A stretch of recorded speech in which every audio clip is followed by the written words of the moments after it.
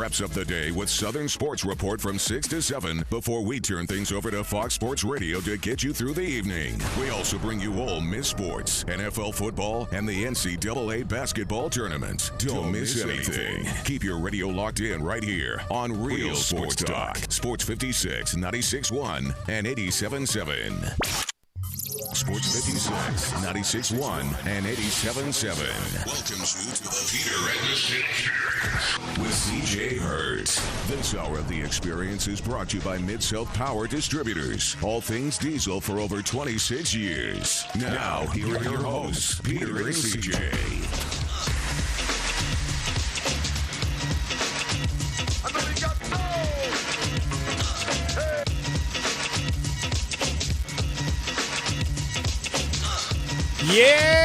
Yeah, man. Welcome to the Tuesday, November 19th edition of the Peter Edmiston Experience with CJ Hurt. Hey, everybody. I love how excited we get about that. Just to bring it down. Then you bring all the energy. Yes. You just suck it all out of the room. Fair enough. Well, that's CJ, and of course, piloting the airplane today. Wearing no hat for the first time. Zach, hey, brother. Come home. Come home. I had plenty of conversations about that with a lot of people. Come home, man. I can't yes, right you now. can. I Yes, can't you right can. now, CJ. We'll welcome you. I can't. We'll welcome you. It's a loving place to be, man. I appreciate the invite. I really am. I am really considering it, but it's hard for me right now. Dwayne is home. Dwayne "The Rock" Johnson. He came home. Tyrese is home. Yeah, but LeBron hasn't come home yet. Speaking of somebody who needs to come home, LeBron needs to come home or get better plugs. The difference, either or. Like He's there's tried the better plug. There's a difference between me and Dwayne "The Rock" Johnson.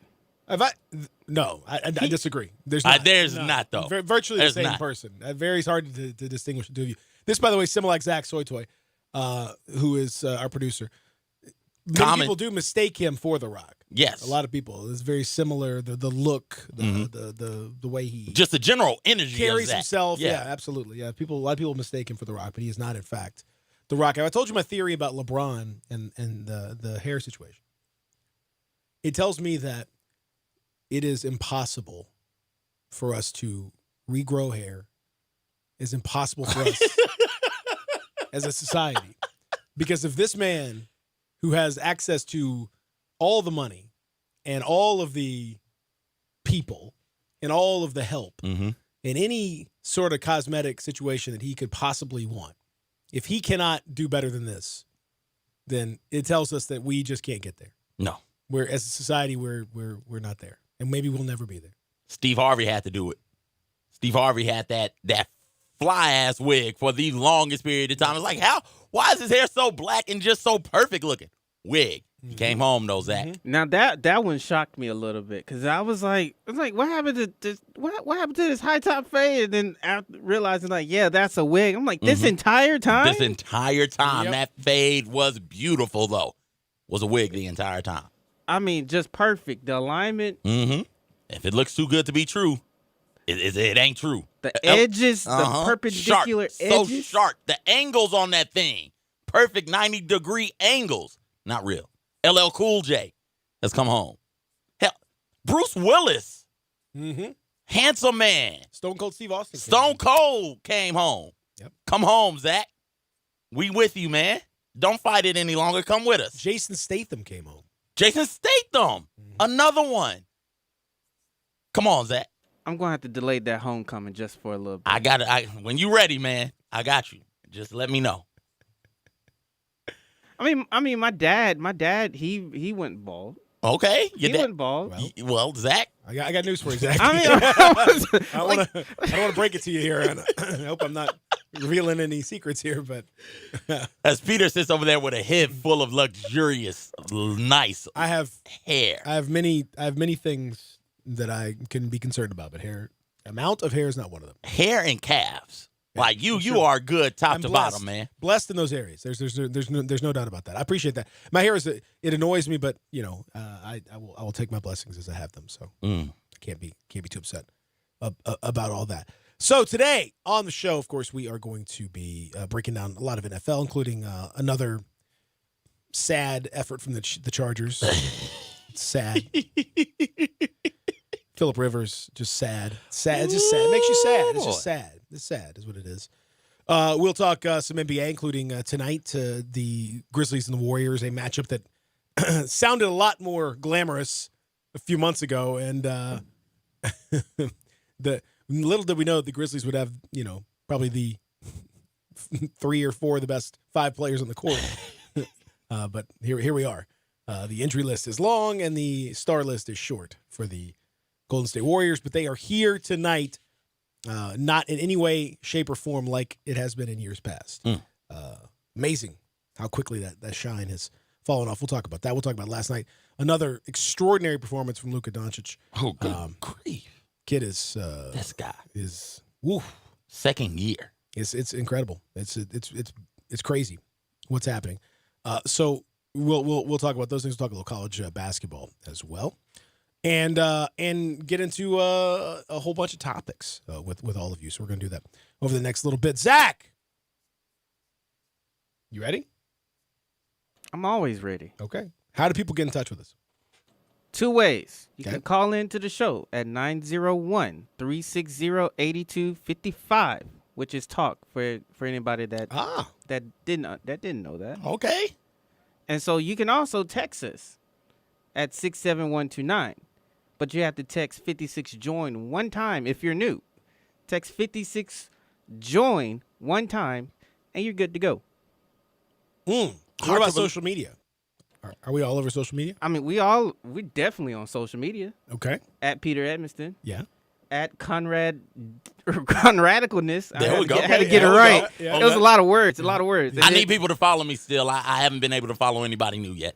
And then obviously here at the station, Sports 56, WHBQ. Yeah. And then also you can follow me as well at ZachBoyd_sports. Now, how do you spell your name, Zach?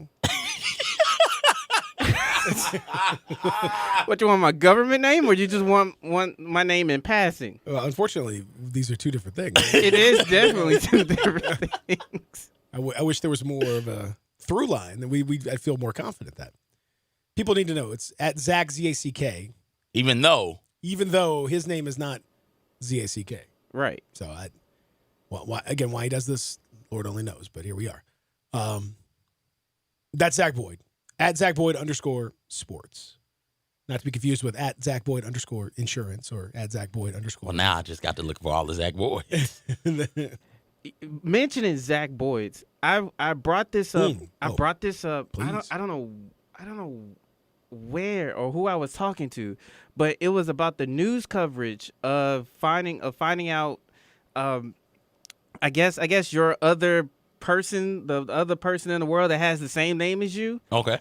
And like reading the news stories about that. So I remember like a few years ago, a Zach Boyd of New York was in the Army, and that was the guy who woke up and there were shots being fired at his, I guess, camp, and he rolled out of bed with pink underwear, and that made like national news.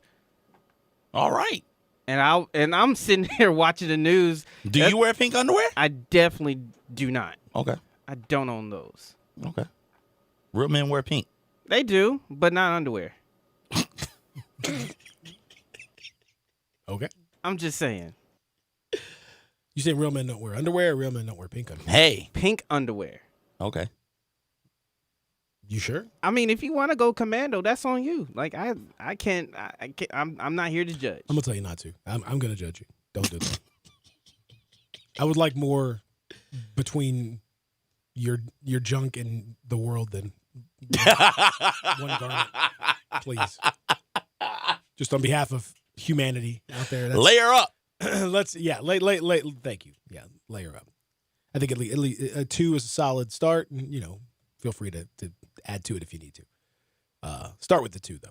All right, so Zach, we're gonna fix that social media situation. I'm telling you, Similac Zach. Today, it's right there. It's wide open. QUE ending on both of them. Come on, man. You know that we can debate that, but for now, we'll just say we need to improve it. Today, absolutely glorious, CJ. Whoa. It's going to be wonderful today. There will be not a cloud in the sky. Okay. That's a guarantee. If you see a cloud, you'll say, "Hey, get out of my sky. It's supposed to be clear today." Not even one. Okay. Just all right. Looked nice outside when I was out there. High in the mid-60s. Okay. Yeah.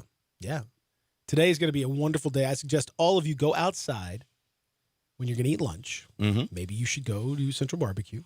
Oh. Downtown, East Memphis. Oh. Central, Summer. Maybe you should go sit on the patio. So they got great patios there. Maybe you should get yourself some ribs. Maybe you should get yourself some pulled pork. Maybe you should get yourself some brisket. Maybe you should get yourself some wings. I don't know. I'm not going to tell you how to live your life other than to say that you should go to these places. One of those 4 locations. Sit outside, and now maybe you could take it to go. If you want to, go to cbqmemphis.com, order there. You want to call it in, whatever you want to do, and take it out and go take it to a park. That's cool. But it's going to be a beautiful day outside.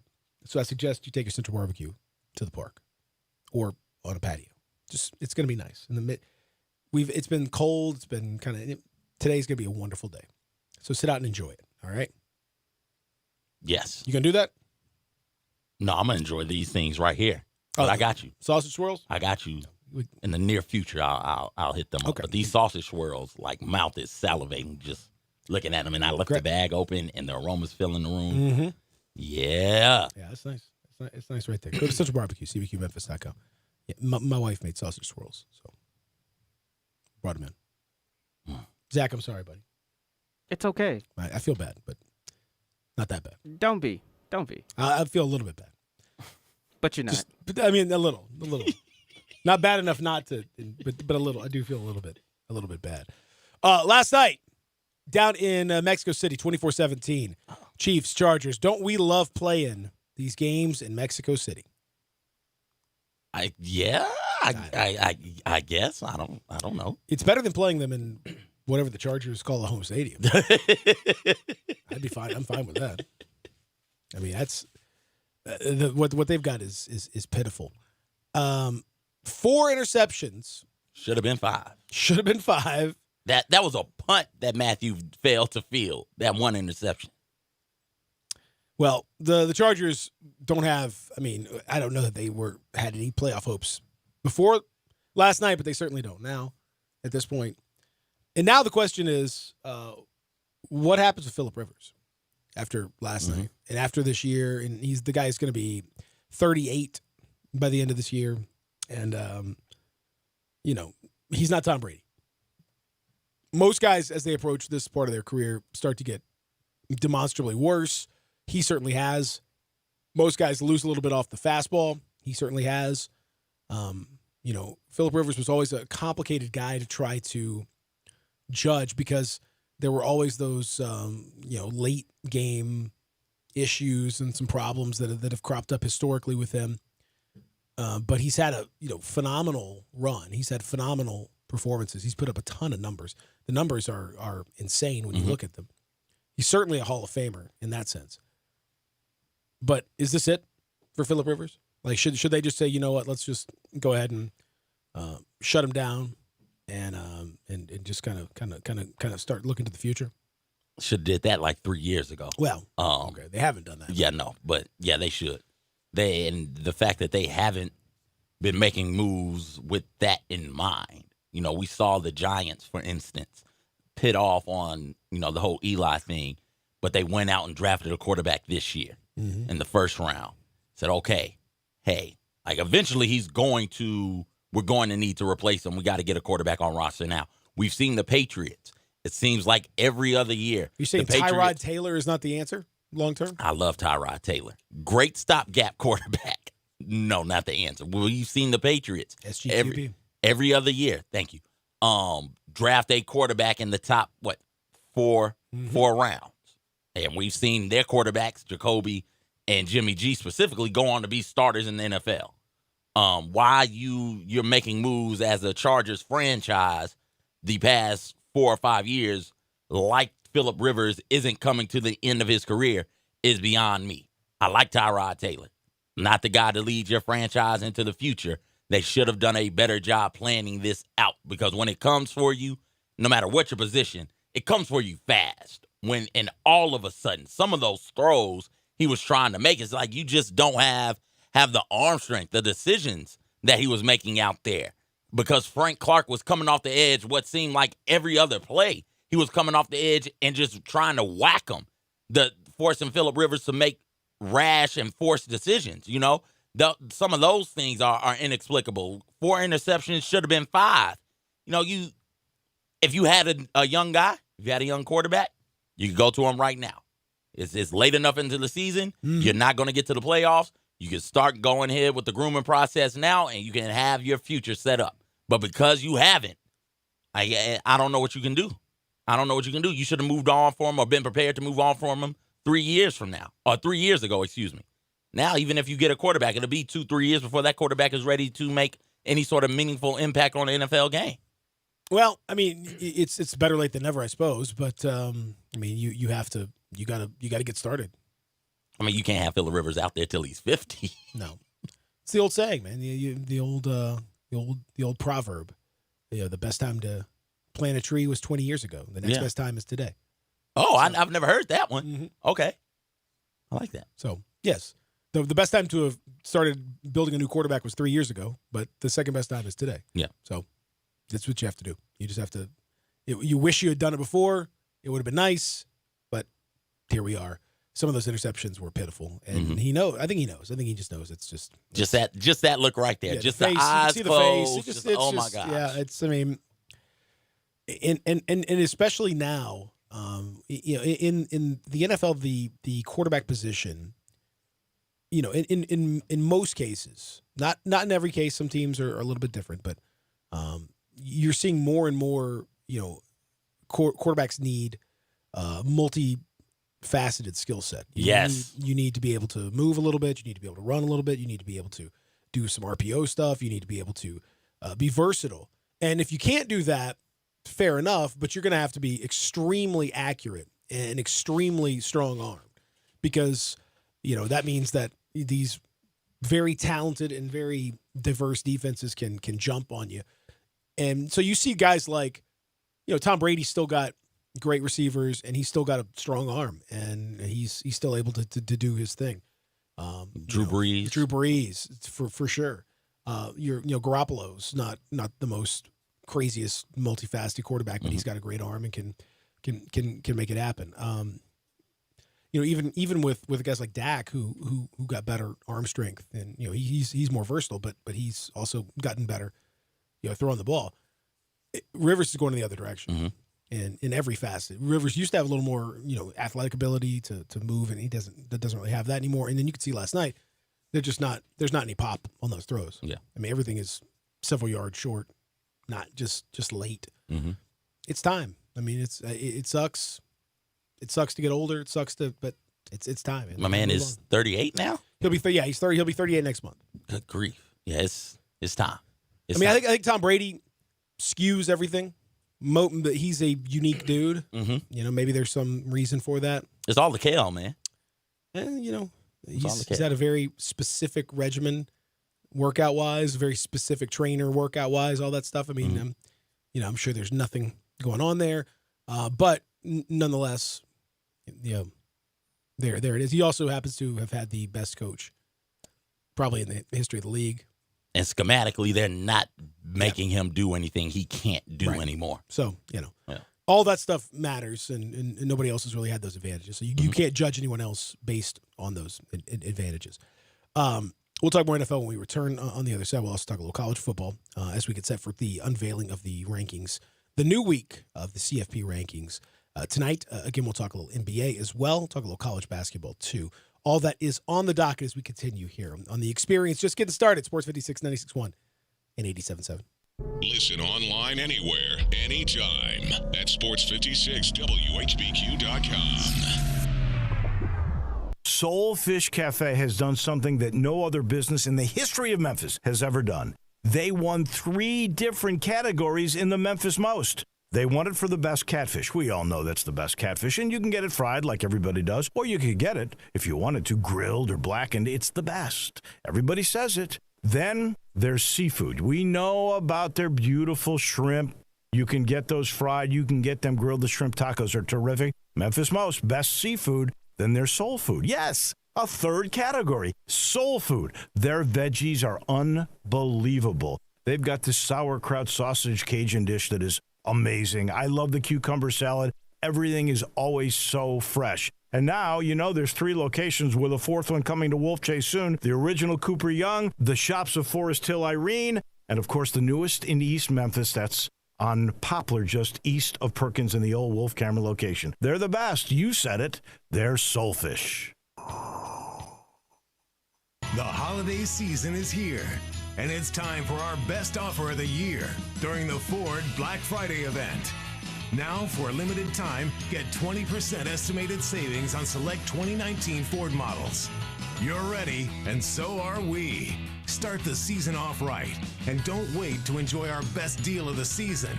That is 20% estimated savings on select 2019 Ford models. The Ford Black Friday event ends soon, so hurry in today. Eligible on select 2019 model year vehicles. Vehicle must have arrived at dealer at least 61 days prior to the sale date. Estimated savings include an average dealer discount based on a sales survey of average discounts offered by Ford dealers nationally. Discount may vary. Dealer determines price. For all offers, take new retail delivery from an authorized Ford dealer stock by December 2nd, 2019. See participating dealer for complete details.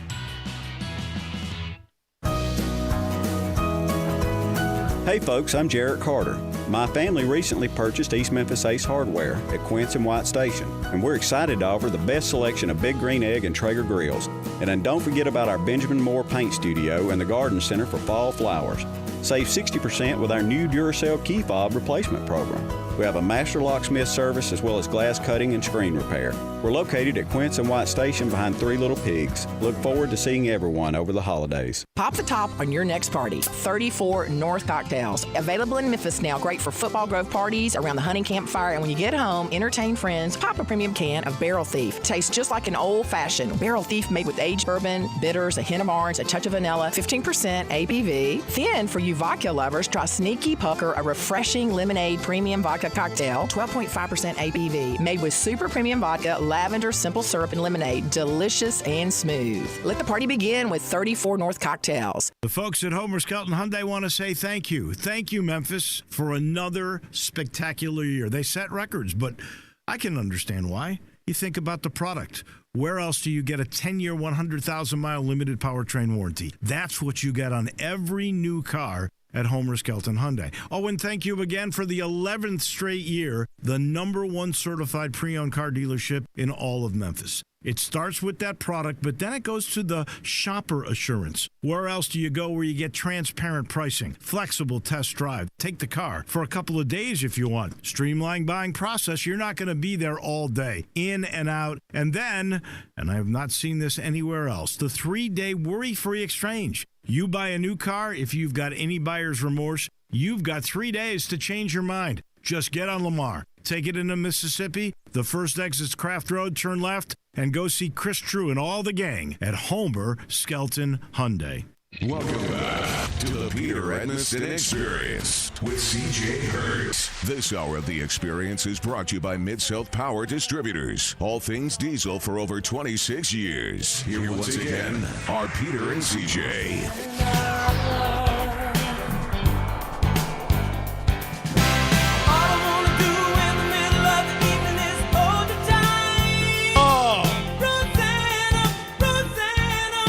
That's the beauty right there.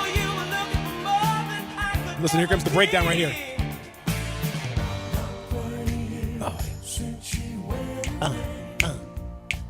Rosanna, yeah.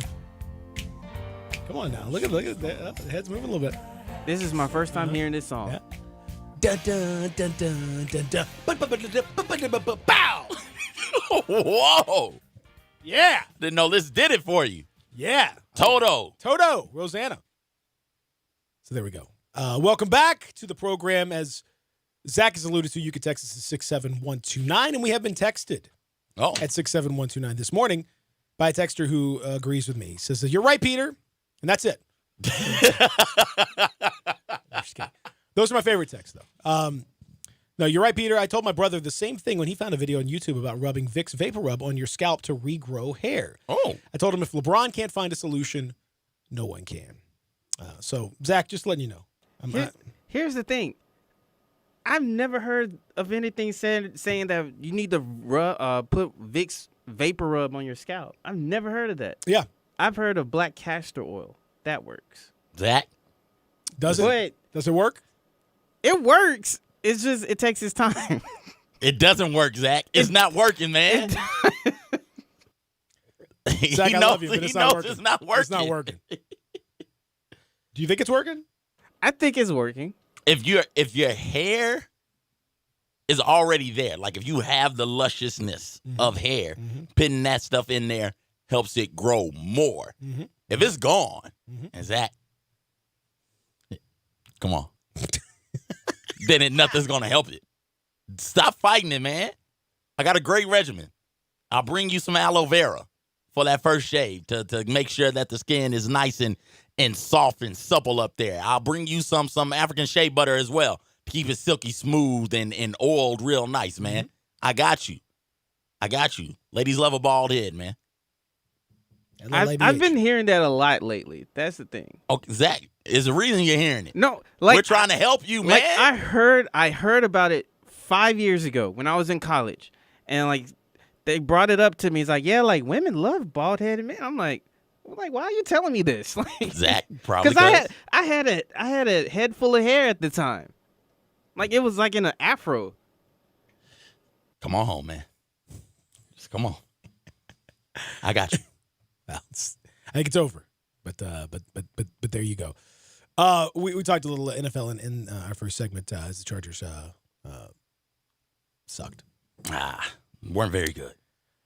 No, they're not very good, and they weren't very good. On the other side, the Chiefs did get the win, and it's hard to know exactly what to do with the Chiefs. The Mahomes injury seemed to knock them off kilter a fair bit, and even with his return, it hasn't been the same. The excitement of the NFL, the excitement of those first few weeks with Mahomes, and I was like, oh my God, look at this guy.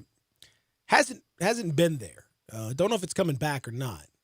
But do you think this Chiefs team is a legit, like, where do you rank them contender wise in the AFC? A legit contender? You think still because of what could Patrick scare the Mahomes Patriots? can do. Yeah. Oh, yes. 3 teams that I think could like legit beat the Patriots in a 1-game playoff, and the Chiefs are one of those teams. And it's because you brought this point up when we were discussing Phillip Rivers towards the end of the last segment. You need a quarterback who can do multiple things. And last night, while his arm is, that arm is something special. He got 3 or 4 first downs running the ball. 3rd and long, Chargers playing man, and protection breaks down, and he just scampers for first downs. And you need a quarterback who can do that. What having a quarterback who can run for first downs on 3rd and long does is it makes your defense one-dimensional. It means you can't play man-to-man. Because if everybody's running with their backs to a quarterback like Patrick Mahomes, he can scamper for 4 first downs. And so that puts another added element of stress and strain onto your defense on 3rd and longs. You can't relax. And we saw what they did in the playoffs against the Patriots last year, where if that game would still be going on if the NFL had regular overtime rules. Nobody could stop anybody. Nope. And in the playoffs, give me the team with the quarterback that is impossible to stop every single game. And I think for most games, it is Patrick Mahomes for most teams. He is kind of a one-man cheat code when it all works out. But I think between them and between the but it's interesting, like, of all the teams, I'm not saying they're going to do anything. I'm really not. Because I think it's pretty clear that in the AFC, the Patriots and the Ravens are your 2 teams to really look out for. I mean, the numbers all back that up. Yes. Point differential, all that stuff, they both are head and shoulders above everybody else. But right there with the Chiefs and with a better record are the Buffalo Bills. That's another team I think are legit. You think, like, they don't come up, though. I mean, they didn't come up when you were thinking about it. You were like, no, yeah, they're. I didn't say the Bills. Okay, I'm saying the Bills now though. Got to do that. That's what I'm saying. Like I think people have overlooked them for most of the year, understandably so. I mean, historically, they're the Bills. Mm-hmm. We know what that means. But they've been really like surprisingly good. I mean, defensively, they got a very stout defense. Mm-hmm. Their offense has been okay enough, but they are a defense first team, and they've been pretty darn consistent. I mean, had a bad loss at the Browns when the Browns were kind of at the very bottom of their struggles. If you look at the wins they've got, quite frankly, they're not very impressive. Mm-hmm. But they have that. I think of weirdly enough in a 7-3 season thus far, I think their most impressive performance is in a loss to the Patriots. The Patriots, yeah. That's the one that actually justifies and actually kind of gives them more credence than the wins, because their wins have come against the Jets, the Giants, the Bengals, Dolphins, Redskins, Dolphins, and Titans. Mm-hmm. Like combined, those teams all have like 20 wins, maybe. I don't know, like not a lot, not a lot.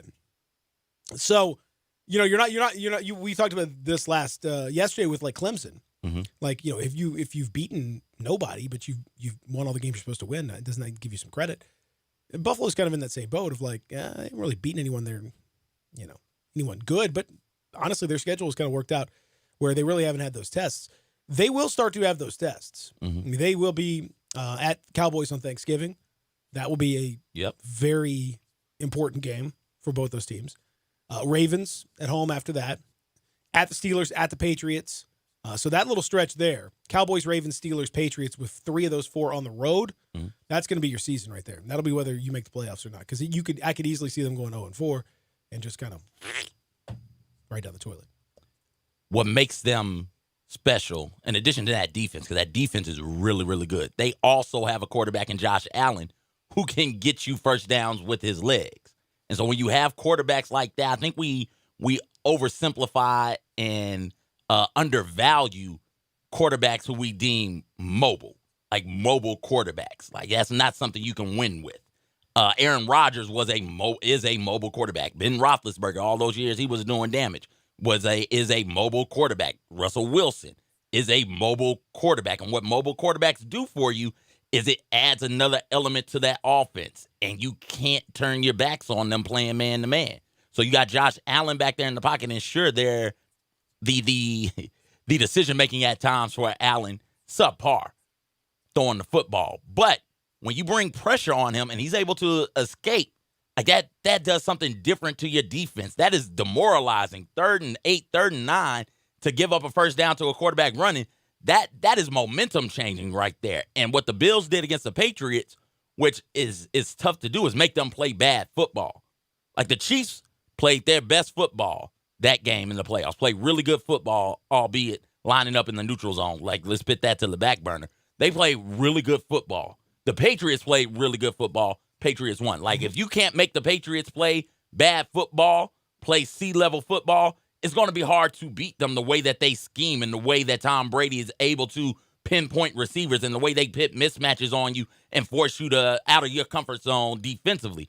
The Bills did that. The Bills can do that. And in a one-game scenario with a quarterback who is as dynamic as Josh Allen is with his legs, that could be enough to get you over that New England Patriots hump. We'll see. I still think getting over that hump is...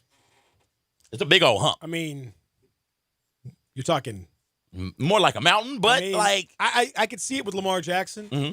Yeah, I could see it with a team with a good quarterback, Ravens, good defense. But I'm as much as I respect the Bills, and I do think they deserve to be up there because of their defense. I think the defense is legit for sure. I just think when push comes to shove, Josh Allen is not it. It's not it.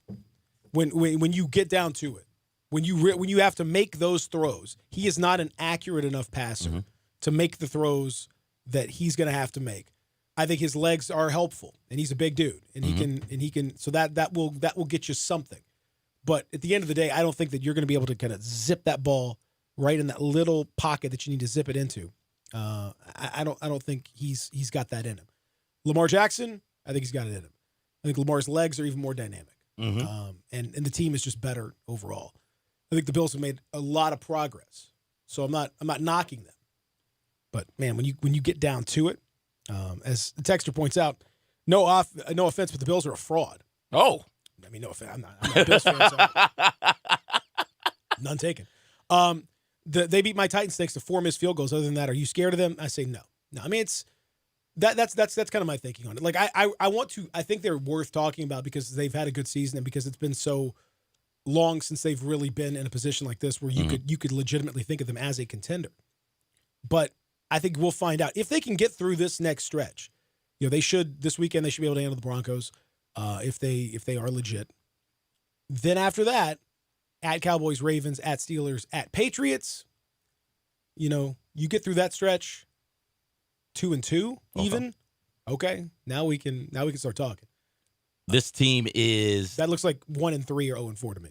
The Bills are what the Bears were in many respects last season.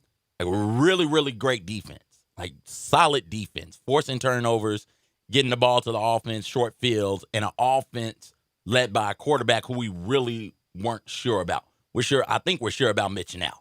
We weren't sure about him last year. I think we're sure. And that's what Josh Allen is. But I think Allen is good enough to get them over a hump or two. I think that with that defense, he is good enough to as long as he's making good decisions and doesn't turn the ball over, good enough to get you a touchdown. And with that defense, a touchdown and 2 field goals is hard to score 14 points on that defense right now. And so with that defense, like to your point, you're right. That defense is special, and that defense is good enough to put them in this conversation. I mean, it's, 13 touchdowns, 7 interceptions for Josh Allen. I mean, it's just kind of, like not even 1.5 touchdowns a game. Mm-hmm. Yeah, he's been sacked a fair bit. His QBR is like 44. That is low. I mean, it's not great. I just can't. I can't get there. I can't get there with him. But they have a lot of weapons theoretically. Mm-hmm. I think between Gore and Singletary, it's interesting. A decent enough group of receivers, that'd be okay. But I'm really just giving them more credit just for you being relentlessly competent. Competent and beating mostly bad teams? Yes. That's exactly what I'm saying. I'm saying that I give them credit for doing what they are supposed to do. A lot of teams don't even do that. A lot of teams don't even take care of the business they're supposed to take care of. They've taken care of the business, and I think it's ironic that a team that we're talking about at 7-3 in all their wins, they've had a lot more wins than ever, was at its most impressive in a loss. In that Patriots game, that was a legit performance, and so, like I said, the good news is that we'll find out in the next month if they are for real or not. Josh Allen, he still doesn't have a 300-yard passing game. Oh, no. He's not going to have it. He's not. He's not good. The most he had was 2 weeks ago against the Cleveland Browns in a loss. Yeah, that was 266. I'm saying he's not good. It's not good. Is he good enough? Because I don't think so. No, but not good quarterbacks. Okay, quarterbacks have won Super Bowls. Yeah, but it's been a while. Okay, I would say. Peyton Manning? Like, what was that? How long ago was Peyton Manning? Was that 3 years, 4 years? Yeah, it was 4 years, but okay. I mean, Nick Foles has won one. I would say that there's a certain level of competence that you have to have in order to do that. And he's not relentlessly competent. I think Peyton Manning, for example, obviously has had enough. When he won his Super Bowl, he was better. He got to the Super Bowl with the Broncos, but they got housed by. That was a great year for him statistically. But he struggled in that game and in that series and the whole thing. I mean, we've seen. I mean, but the worst quarterback's probably to win one. I mean, Dilfer certainly comes to mind. That's the guy that when you think of like the one Super Bowl win, like mediocre quarterback, Joe Flacco is another guy that's kind of taken one Super Bowl win with a defense that was phenomenal. Both those guys happen to be Ravens quarterbacks, just whatever that's worth. In Flacco's run, though, like Flacco, that particular playoff run was pretty special. Yeah. Like statistically. Yeah. I don't think Rosen can do that. But Peyton Manning, on the other hand, I mean, in 15, he was not the Peyton Manning of old, and the Broncos managed to get that Super Bowl. No, he's had one where he was himself, and then he's had one where he was a diminished version of himself. Mm-hmm. So that kind of exempts him from that a little bit because we know what he could do. But the key to that whole thing, that defense has to be beyond belief good. And I don't think that Bills defense is that good. Like you're talking about, like you got to be that Broncos defense. Was crazy. The Ravens defense. You go back to the Trent Dilfer one. Oh my God! Like unfair. It was insane how good that thing was. And even the one with Flacco was still a really stout group. Thanks to Moose Tranquilizer. Yeah. Well, I don't think they're anywhere near that. Okay. All right, I think when you get down to it. Yeah, we'll find out in the next month or so. There's no doubt. Let's take a break. We'll come back. We'll continue here on the program. Thanks to our friends at Mid-South Power Distributors. They bring you this hour of the program, the hour of power we like to call it, because of all things diesel. You're thinking Mid-South Power Distributors. I mean, it's been that way for 26 years. That's right, 26 years in the Mid-South, helping you light duty, medium duty, heavy duty, marine, agriculture, tractors, all that stuff. Diesel engines, all of them, they got you covered. That means parts, that means service, reliability is number one for them because they know it's number one for you. When you got diesel engines that are in service, that means diesel engines need to be working. If they're not working, something's wrong. You got to get it fixed. Well, you can do that over at Mid-South Power Distributors on Mill Branch, 3225 Mill Branch. Let them help you out and do the service for you, or they got plenty of parts, all the parts you could possibly imagine if you want to do the service yourself. It works out well either way. Check it out. Again, Mid-South Power Distributors. That's mid-southpower.com. Go see them at 3225 Mill Branch. Excuse me. Back after this as we continue here on The Experience. Real Sports Talk, Sports 56, 96.1, 87.7. Spend your lunch with Greg Gaston and Eli Savoy on Sports 56 Middays, delivered by FedEx. Weekdays from 10 to 1 on Sports 56, 96.1, and 87.7. The holiday season is here, and it's time for our best offer of the year during the Ford Black Friday event. Now, for a limited time, get 20% estimated savings on select 2019 Ford models. You're ready, and so are we. Start the season off right, and don't wait to enjoy our best deal of the season. That is 20% estimated savings on select 2019 Ford models. The Ford Black Friday event ends soon, so hurry in today. Eligible on select 2019 model year vehicles. Vehicle must have arrived at dealer at least 61 days prior to the sale date. Estimated savings include an average dealer discount based on a sales survey of average discounts offered by Ford dealers nationally. Discount may vary. Dealer determines price. For all offers, take new retail delivery from an authorized Ford dealer stock by December 2nd, 2019. See participating dealer for complete details. If it's time for a new gun, rifle, or silencer, Tactical Guns and Gear in Collierville on Highway 72 is the best place to go. I promise they have the newest, most exciting selection of guns and silencers you could ever want. I don't care if you shoot for fun, hunt, or just need a gun for personal protection, Tactical Guns and Gear has the best selection of firearms around. The only one-stop silencer shop in Tennessee. In less than 10 minutes, they do all the paperwork. Take your photo, originate gun trust, take your prints electronically, and the best part, you never never have to scan them again. Yes, silencers are legal. No special licensing, just a simple background check. Silencers don't make your firearm silent. They simply reduce noise for more enjoyable shooting, help protect against hearing loss, reduce recoil. It makes you more accurate. Best silencer place in the entire state of Tennessee, right here in Collierville. For all things guns and gear, ask for Jake or Jim at Tactical Guns and Gear on Highway 72 and tell them Eli says hi. Online at tacticalgunsandgear.com. I really didn't think it was possible to make Sweetgrass any better. And yet they did. With Sweetgrass and Next Door merging into one big place, you get the best of both worlds. Exactly. We still get our favorites from the Sweetgrass menu, some of the best food in town. And we get to watch the games that were always on at Next Door, but now you can see them from anywhere in the place. It's like a nice restaurant with extra added sports goodness. They kept what was special about each place and added them together to make something new and different. Great restaurant. Great bar. Sweetgrass Next Door really is Memphis's greatest neighborhood place. I Buy Houses, 901-406-1101. That's 901-406-1101. I Buy Houses. I Buy Houses will buy a house in any area, in any condition, and yes, it's guaranteed to close in 5 days. If you need to sell your home quickly, call 901-406-1101. If you've been through a divorce, if you lost your job, if you're tired of renters, I Buy Houses can get you your money quickly. I Buy Houses will buy your home in Shelby County, DeSoto County, Memphis, Bartlett, South Haven, Horn Lake, Olive Branch, anywhere and everywhere in between in any condition. And yes, they're open 24 hours a day, 7 days a week. I Buy Houses, 901-406-1101. That's 901-406-1101. Grab that pen, 901-406-1101. I Buy Houses.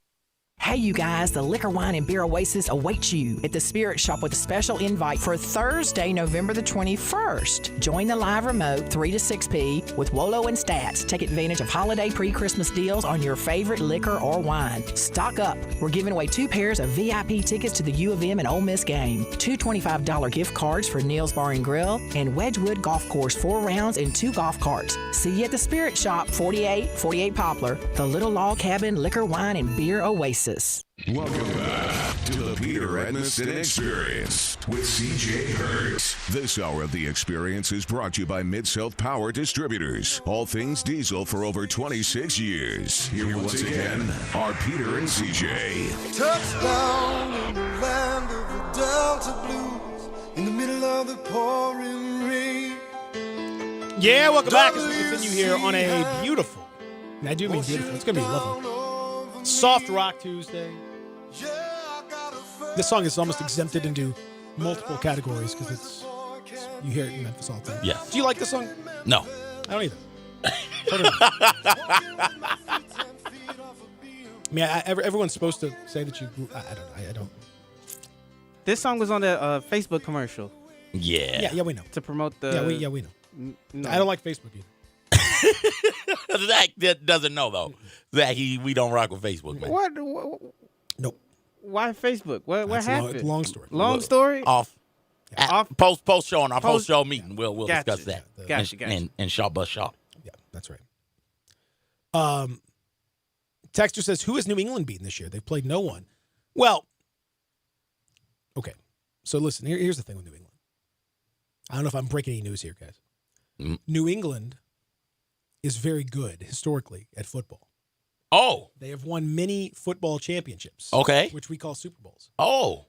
They have a coach who has won many of them, and also a quarterback who has won many of them. And they've played very well in them. As recently as last year, in fact. Although that Super Bowl wasn't very good to watch, they did win it, and they played better than the other team, which allows them to call themselves the champions of football. Okay. Therefore, I don't care who they play. I don't care if they played Clemson's schedule. I would still put them at the top. It is my wife has just snapped to football consciousness the past 6-7 years. And so all 6-7 years, the Patriots have been doing Patriot things. And we had a conversation Sunday about them. She's like, how good are they really? Can you separate Brady from Belichick? Like the typical first, okay, I know they're good, but why are they good and how good are they really? Like, baby, let me do you a solid. Let me do you a favor. I'm going to go back to 2001, and I'm going to read off their results by season from 2001. Go back through and do that. I knew it. I know, it's still crazy to go through and read and see it there. AFC Championship game, AFC Championship game, Super Bowl win, Super Bowl win, Super Bowl win, AFC Championship game, second round of the playoffs, AFC Championship game, AFC Championship game, second round of the playoffs, first round of the playoffs, second round of the playoffs, missed the playoffs, 11-5. How you go 11-5 and miss the playoffs that year with Tom Brady injured and out is beyond me. And then just here recently, just Super Bowl here, Super Bowl there, Super Bowl this.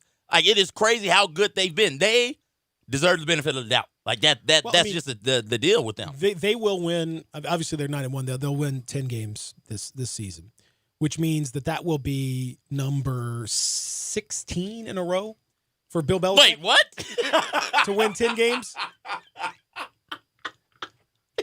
And if you go back to 2002, they won 9 games, but before that they won 11. So with the Patriots, there's been one season where he hasn't won 10 games and never had a season where they was under 500. Since 2001. 11 wins, 9 wins, 14, 14, 10, 12, 16, 11, 10, 14, 13, 12, 12, 12, 12, 14, 13, 11. Yes, to your point, Texter, no, they haven't beaten anybody. I don't care. But damn it, they're the Patriots. I don't care. I don't want to see them. But I mean, they have. It's absurd. So no, you have to give them all the benefit of the doubt, every benefit of the doubt, every single bit, you have to give them all of it. And this week they play the Cowboys, and I am on pins and needles for this game. Well, in theory, in theory, you could make the point, like, you know what? Because you're right, they haven't played anyone, and they got beat badly by the Ravens, and they close with the Eagles, close with the Bills. Like, okay, it's still the Patriots. Just the fact they're the Patriots that trumps whatever you're going to talk about there. This 20-year run that they've been on, you brought up 16 10-win seasons. Not to pick on any particular NFL team, but Washington. Stop. To get their 16 10-win seasons, got to go from 1972 on to get to 16 10-win seasons. That's a long drought. It is crazy. Well, that's the Patriots though. They've been so good here recently that we just grow accustomed to it. Like, oh yeah, 10 wins is easy. Good teams should get 10 wins all the time. Yeah, good teams do. It's not often that the same franchise is that good team for this long. This run is remarkable. Say all that to say, Peter, like, come home. Come to the no fan side. You don't have to cheer for them. I don't want to cheer. I don't cheer for them. Okay. Find you a different team. Let's go. We can do it. I can't do it yet. Patriots, for the record, have 24 playoff wins in the last 10 years. In the last 10 years, the Cleveland Browns have 35 wins. This is crazy. So, I mean, it's where we're at. Excellence is you just got to give them huge props. I hate to do it, but you got to. We'll take a break. We'll come back. We'll talk about somebody else you got to give some huge props to on the other side, and I mean huge props because this kid is something special. We'll take that break. We'll come back. Hour number 2 on the way. It's the hour of power wrapping up. Thanks to our friends at Mid-South Power, Sports 56, 96.1 and 87.7.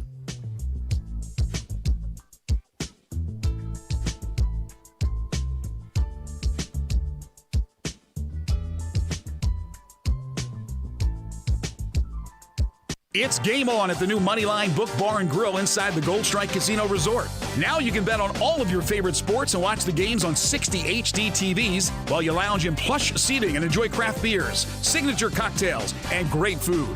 Plus, don't miss the Topgolf Swing Suite, a virtual reality experience with a variety of fun interactive games every sports fan will love. Visit the Moneyline Bar, Book and Grill at Gold Strike Casino Resort for Monday Night Football happy hour specials. Or anytime you want a piece of the best sports action in Mississippi. Liberty Mutual Insurance Company presents and Doug. Limu, I love how we're always looking out for each other. Kind of like how Liberty Mutual looks out for you by customizing your home insurance. So you only pay for what you need. Limu, why didn't you tell me about the uncovered manhole. I was literally just telling you. Leave me.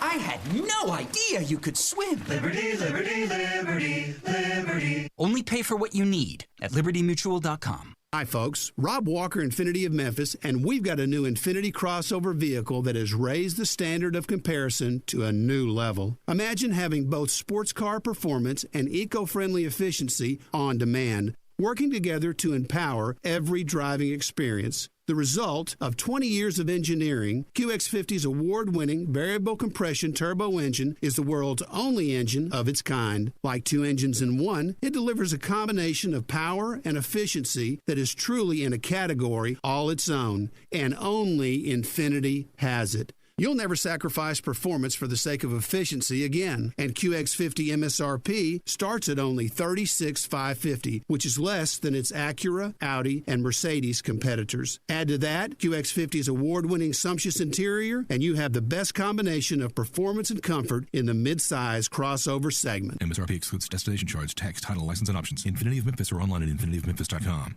Pop Wigington has been in the restaurant business since the 70s and has now brought 3 generations of family favorites together under one roof at Pop's Comfort Kitchen, 2990 Kirby Whitten Parkway next to Kroger. Pop's takes you back to a simpler time when food and life was more wholesome. Settle down today for lunch or dinner at Pop's with daily specials like country fried steak, fried catfish, chicken and dumplings, or Pop's famous fried chicken livers, all served up with your choice of 23 fresh vegetables like field peas and snaps, seasoned green beans, sweet corn and turnip greens. Hungry for a sandwich? Check out the Chuck, a hand-patted cheeseburger between 2 grilled cheese buns topped with lettuce, tomato, diced onion, pickles, fried egg, and bacon. Or a half-pound flat iron steak sandwich served on Texas toast. Don't forget one of Grandma's homemade desserts like chess pie or banana pudding. Take comfort today at Pop's Comfort Kitchen, 2990 Kirby Whitten Parkway next to Kroger. Pop's Comfort Kitchen.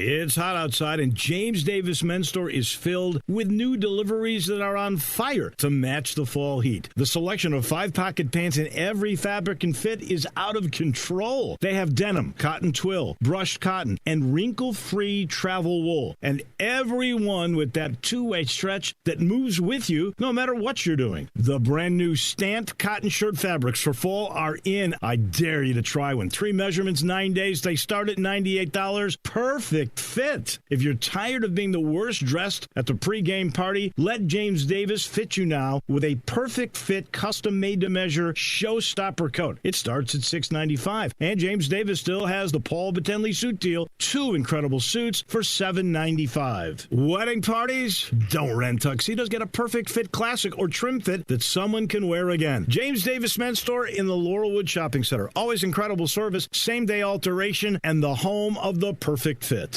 We are Sports 56 WHBQ Memphis, WIVG-FM Tunica Memphis, and WPG-FLP Memphis, Flynn Broadcasting Stations.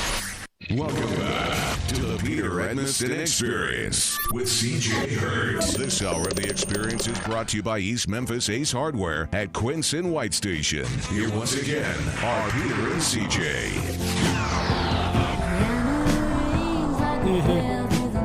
Fleetwood Mac. That's good stuff right there. First time hearing this as well. Do you listen to the songs before you play them, Zach? I do. Okay. Except in this case. And the last case. But overall, this is my first time hearing this. Okay. Have you ever heard of Fleetwood Mac? I've heard of the name, heard of the band, but I think I've heard. I would have thought you would have heard some Fleetwood Mac when you're up at the NASCAR race, Zach. Yeah, I don't know what to make of Zach. I don't either. You know, I might have, but I wouldn't know. I was more concerned about the cars on the track than I was about musical selections at the track. Well, I'm talking about in your tailgate. You talked about the epic tailgate, that you went to and the whole party and all that stuff. Well, the thing is, like, we didn't tailgate. When we got there, it was already time to go into the Coliseum to get ready for the pre-rush, I guess you call it. Okay. Well, for those that don't know, our man Similac Zach, the soy toy, is a man who defies many of the traditions of your norms of conventional wisdom. Mm-hmm. Like what would he like? What would he? No, he's not into that. Zach's not gonna do that. He's gonna do some things that you don't think he's gonna do. Mm-hmm. You think that Zach would like NASCAR? You might not think that, demographically speaking. But guess what? He does. Loves it. Yeah. Can't get enough of it. And there's more to come. And he has claimed that there is more to come, which I don't necessarily understand even. I don't get. Are they still racing? Are they done yet? Yeah, they're done. Okay. Yeah, they're done. Last Sunday was the last race. That was for the championship. Who won it? Kyle Busch. Oh, you said that yesterday. I said that yesterday.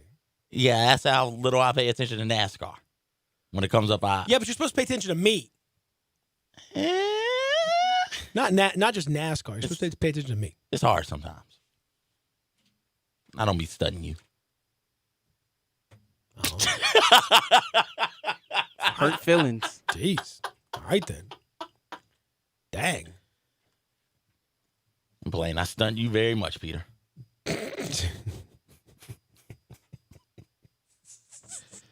All right. Well, it's going to be a nice day today. That I can tell you. Beautiful weather. I've already told you. I've given you a no cloud in the sky guarantee.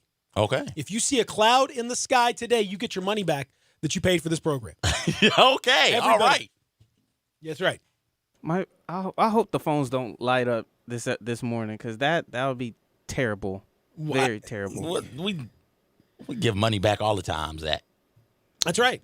I mean, whatever it is that you paid to turn on your machine to listen to this, we'll give you that $0 right back. Yes.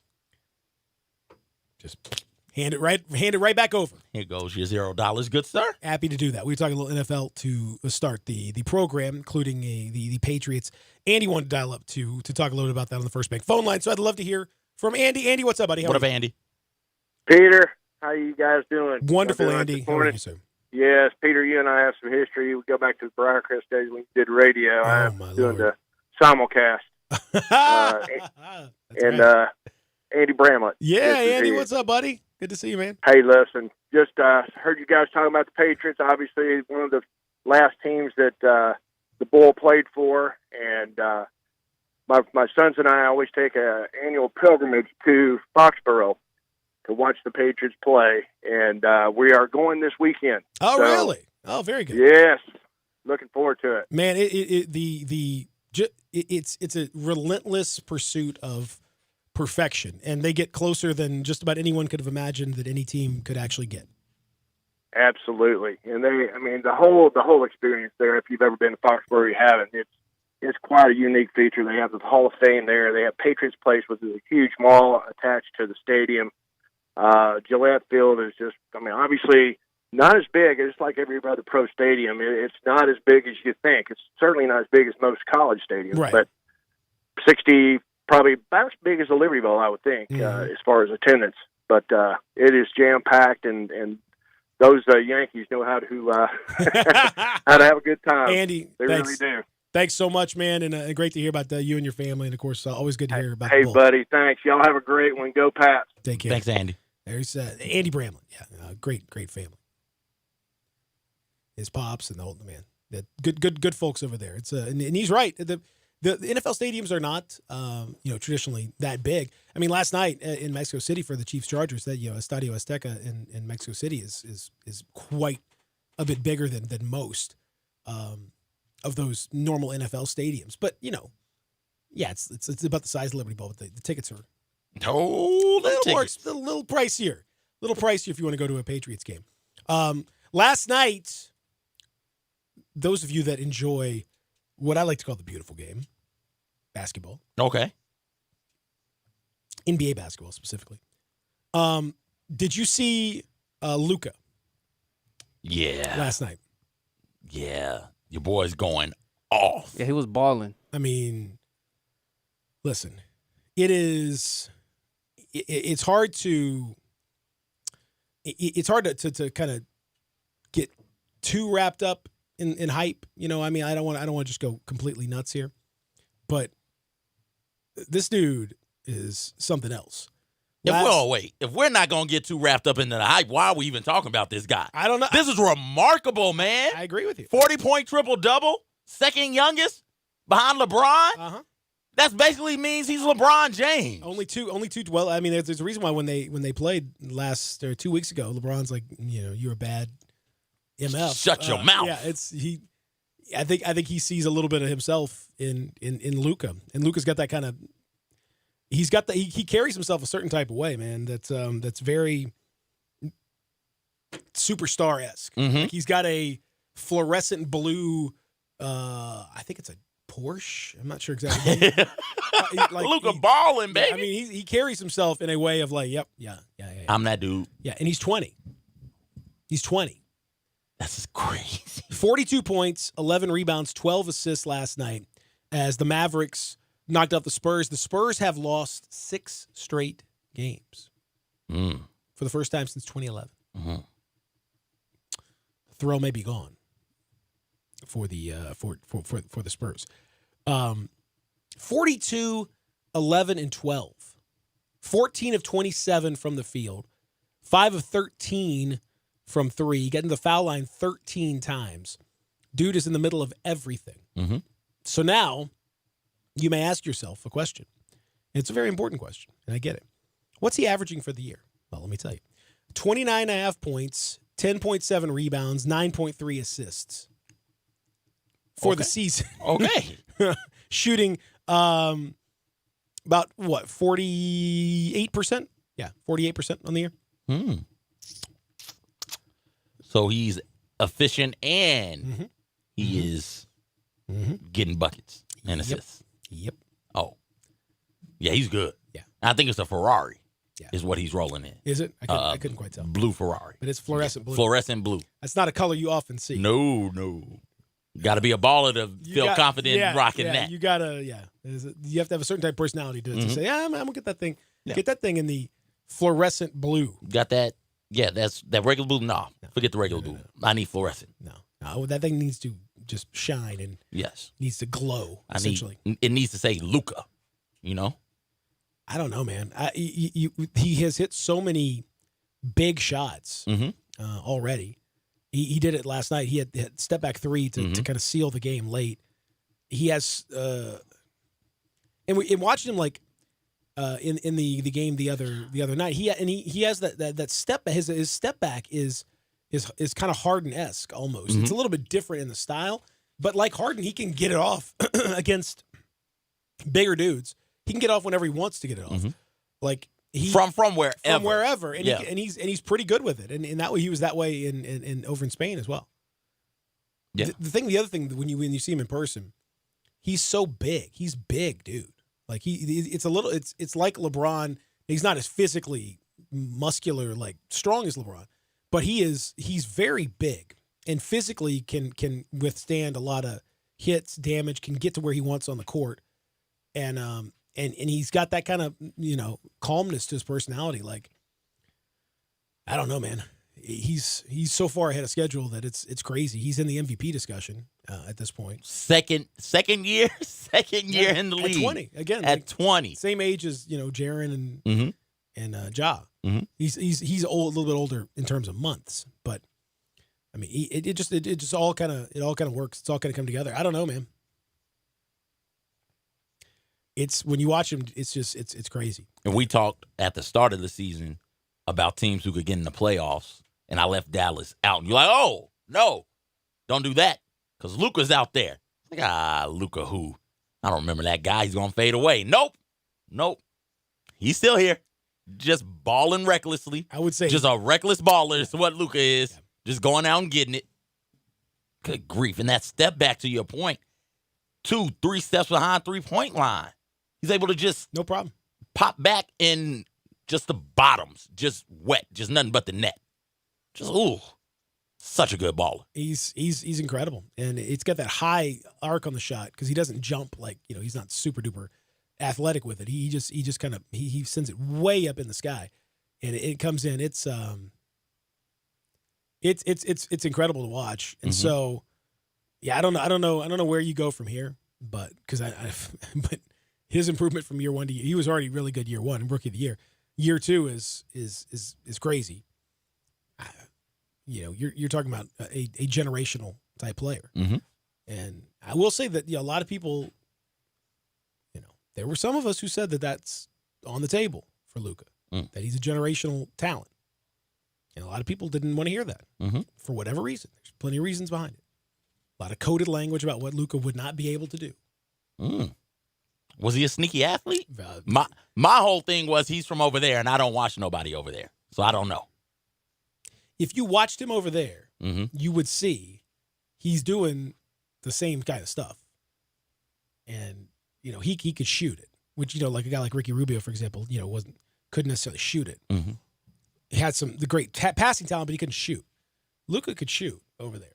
And, the level of competition over there is better than college here in general. You could tell me that, and I can understand that, and deep down inside I know that, but you don't believe it. If you over there and I don't see you over there, like I got nothing for you.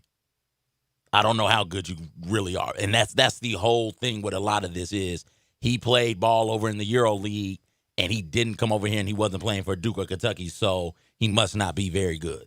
Yeah, I have to kind of agree with CJ on this. Not to say, and this is not to say or diminishing Luka's talent or, the allure of his play, but it's the idea of every year there's always this big European star that comes out that makes it that impress the scouts and everybody starts to hear their name, and then when they come over to the stateside, after a couple of seasons or into the league, it's like, yeah, this guy is not that good than we thought he was. Obviously, Luka is the exception to this rule because right now, just as a season and a month into this, he's just been balling lately. But most of the time, it's been a lot of overseas players. They get the hype, they get the scout, they get get themselves on the radars of the scouts, and then once they come over stateside, it doesn't translate athleticism wise. It just doesn't translate. There's a code right there, baby. Yeah, that sounded kind of coded. There's a code. To me, like I have to see some athleticism out on the floor. Skill, definitely, you have to. Not like now. There's the code again. Now, skill is like centered. What are you talking about? Skill is centered, but it's most. I'm saying the athleticism. He's got what could he not have done? Because here in the United States, we're so used to looking at athletes jumping out of the gym. Black athletes. We're so used to. We're so used to looking at. There's black athletes jumping out of the gym, and you see a lot of white athletes. There's white athletes that jump out of the gym too. Like I'm not discriminating, but I'm just saying, just overall athleticism is just different. Oh no! If you're an athlete, you're an athlete. It is different, There is I agree. Yeah. If Luka was, it looks different. I'll say that. If Luka's name was DeLuca Johnson, and he played at like Nevada somewhere, we'd be like, oh, this dude is pretty damn good. He is basically, I'm oversimplifying greatly here. He's Ben Simmons, but can shoot. Yeah, that is what he is, and we fawned over Ben Simmons coming out of LSU. We were like, yo, you got to get you some of this. You got to get some of that. And Luka comes around, same build, same size, can shoot. And it's like, no, he's from over there. He's just a shooter. He's just going to spot up and shoot. There's no way his athleticism translates to the NBA. But just to continue the point, do you know that Grayson Allen and Brandon Clark have the same vertical? No. I knew Grayson was sneaky athletic. I didn't know he was that type of sneaky athlete, 40 and a half inches measured. So make of that what you will. Where's my guy from Wisconsin? Not Frank the Tank, the other one. Sam Decker? Yeah, where's he at? Decker, I think he's overseas. Decker, yeah, I want to say he was China. He was with the Rockets for a while. I want to say, but anyway, point being, man, look, Luka is his athleticism. Okay, is not sneaky. It's just right there. It's just different. It's paler. It's a paler form of athleticism. I don't know, man. He's just a gym rat. Like some of those plays, just high IQ basketball plays. Just scrappy. He just wants it. He just in there. He's just working. He's a hard worker. Great leader. He Great can leader. decelerate. What they will tell you. One of the great true athletic talents that is undiscussed or unmeasured as much as the 40 and the vertical and all this stuff is the ability to decelerate. That is because if you watch him, he can just stop on a dime and get the shot off. Well, that takes a certain level of athletic ability to have body control to be able to do that. And it's like when Brandon Clark can go up for that little floater and runner, like he just kind of, he just sort of like, it's almost like he hits a little updraft and just goes straight up. He doesn't like keep floating over here. He stops and just goes straight up. Well, that meant for the defender who's going backwards, they keep going backwards and you go straight up. Well, you can get the shot off. You can't block that. Luka has the same thing. The step back, like his deceleration is elite. Same thing. Brandon Clark is doing it inside the paint or near the paint. Brandon Clark is not white. Well, that also. Luka is doing this thing from beyond the 3-point line. So if we're going to gauge athleticism, Luka's doing what Brandon Clark is doing, but from a further range. Than Brandon Clark, and 3 years younger. My Lord. I know. Cool. Give me a team full of sneaky athletes. Yeah. Give them to me. I'll take them all. They go sneak right out there. Michael, good morning. What's going on? Good morning, Mike. Good morning, guys. Let me throw something at you for a second about Luka. He is a tremendous athlete, but take that, Zach. He's a tremendous athlete. But let me ask you this: y'all were talking about college. And now this year we had a kid, I can't even remember his name for some reason. It sneaks back, away from it. But he went overseas instead of going to college and to play, to get paid. Luka played professionally overseas for what, I think a couple, 2 or 3 years before. Yeah, he started when he was basically 17, really. So, yeah, he had about 2 and some change seasons. So, I know sporadically with the guys from the EuroLeague coming over here and being successful, but college is a waste of time for these guys more because they're not going to go to school. They're going to play basketball. Correct, yeah. And again, like Ben Simmons, we talked about Ben Simmons. I mean, he didn't even pretend. Like, as soon as the season was over, he just left. Yeah. He didn't even finish his second semester. Like, he's like, I'm out. All right, yo, see ya.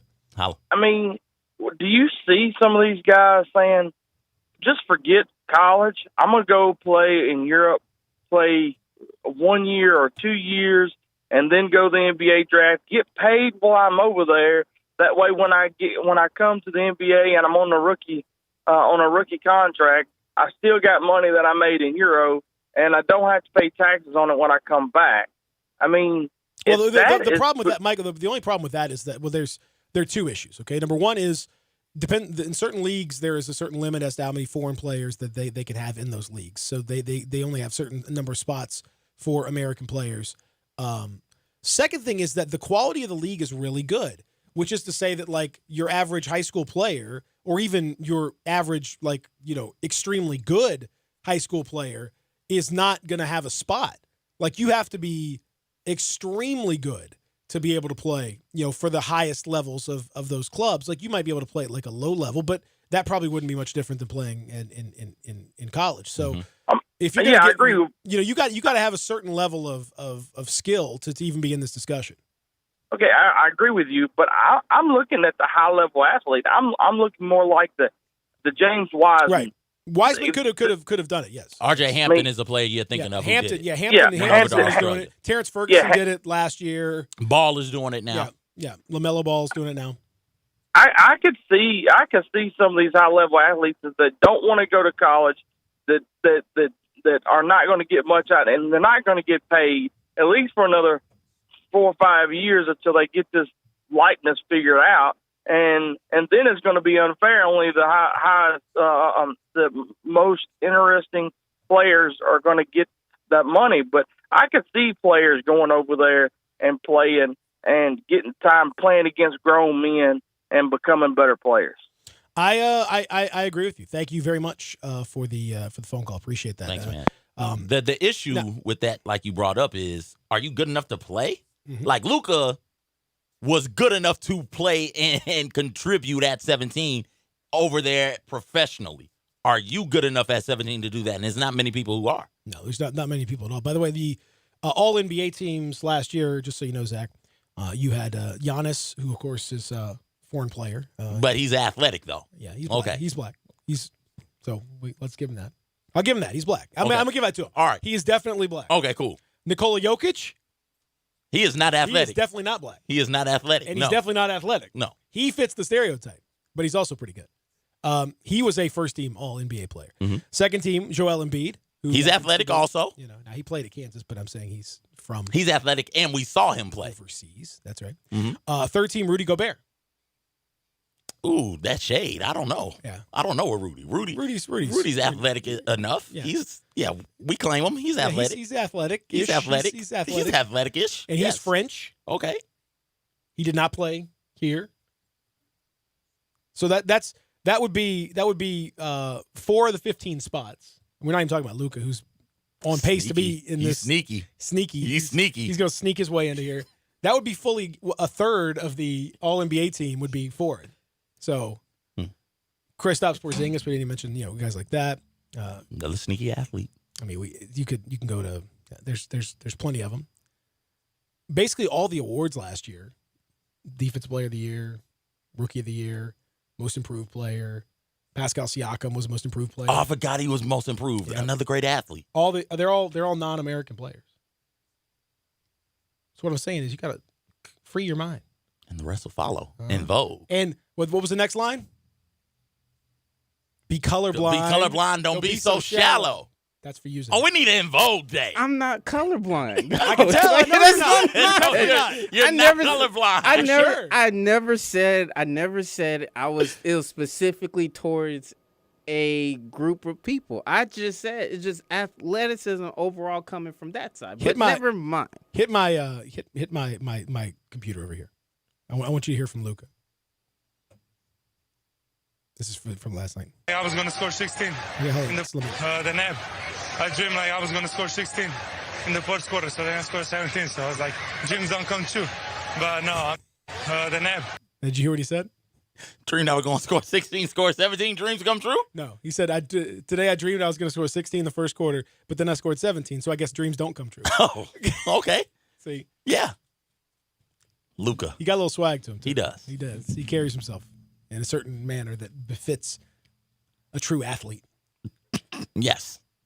All of the great athletes. All the great athletes. That's right. Let's take a break. Before we do, though. Our friends from Whoa, wait. Go. Oh, no, wait. Do your thing. Okay. Fight. No, Corky! Oh! It's still breakfast time, but never too early to start thinking about lunch or dinner.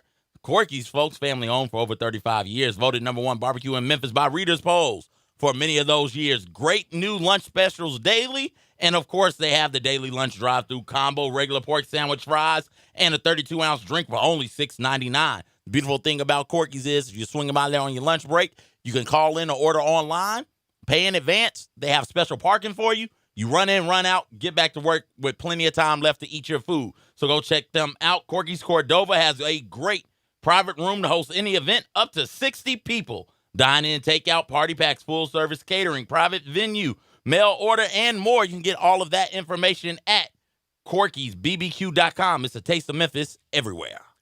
Now, as we continue here on the program, brought to you by friends over at Ace Hardware, bringing this out of the program. And a reminder, too, since you're talking about some great food. And the Corky's.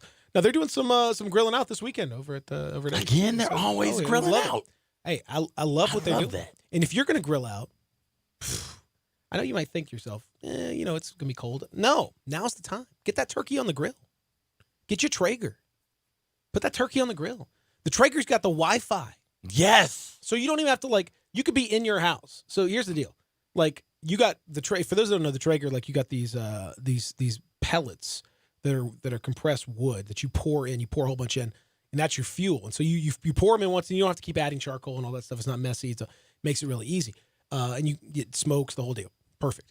But also, you can, on some of the Traeger models, you can connect it with your Wi-Fi at home. So you could be just sitting inside watching football. Mm-hmm. Say you're just on Thanksgiving, afternoon. You're setting something up for the evening. You're watching football. and you're just like, oh, you get the phone. Let me add a little more heat to this. It looks like it's kind of getting a little low. Beep, and you just push a little button, and all of a sudden, you've added heat. You don't have to get up off your couch to smoke all day. You don't have to move. The Lazy Man Smoker. It's beautiful. It's Traeger. Go check it out over at East Memphis Ace Hardware, along with many other things Jarrett and Phillip have for you. Great service, great folks. East Memphis Ace, right there behind Three Little Pigs and Billy Hardwick. Check it out. Back after this, Real Sports Talk, Sports 56, 961 87.7. Take Sports 56 with you on your phone or tablet. Download our official Sports 56 app today. Looking for a great place to deposit your money? Try First Bank. Competitive CD rates, a money market that moves with Wall Street prime and interest-bearing checking account options. Not to mention their friendly bankers who make decisions locally. To find out more, stop by one of First Bank's 3 local branches. 6482 Poplar Avenue, just east of International Paper. 8398 Highway 64 across from Wolf Chase. And 6280 Highway 64 in Oakland. Or visit firstbankonline.com. Member FDIC. I Buy Houses, 901-406-1101. That's 901-406-1101. I Buy Houses. I Buy Houses will buy a house in any area, in any condition, and yes, it's guaranteed to close in 5 days. If you need to sell your home quickly, call 901-406-1101. If you've been through a divorce, if you lost your job, if you're tired of renters, I Buy Houses can get you your money quickly. I Buy Houses will buy your home in Shelby County, DeSoto County, Memphis, Bartlett, South Haven, Horn Lake, Olive Branch, anywhere and everywhere in between in any condition. And yes, they're open 24 hours a day, 7 days a week. I Buy Houses, 901-406-1101. That's 901-406-1101. Grab that pen, 901-406-1101. I Buy Houses.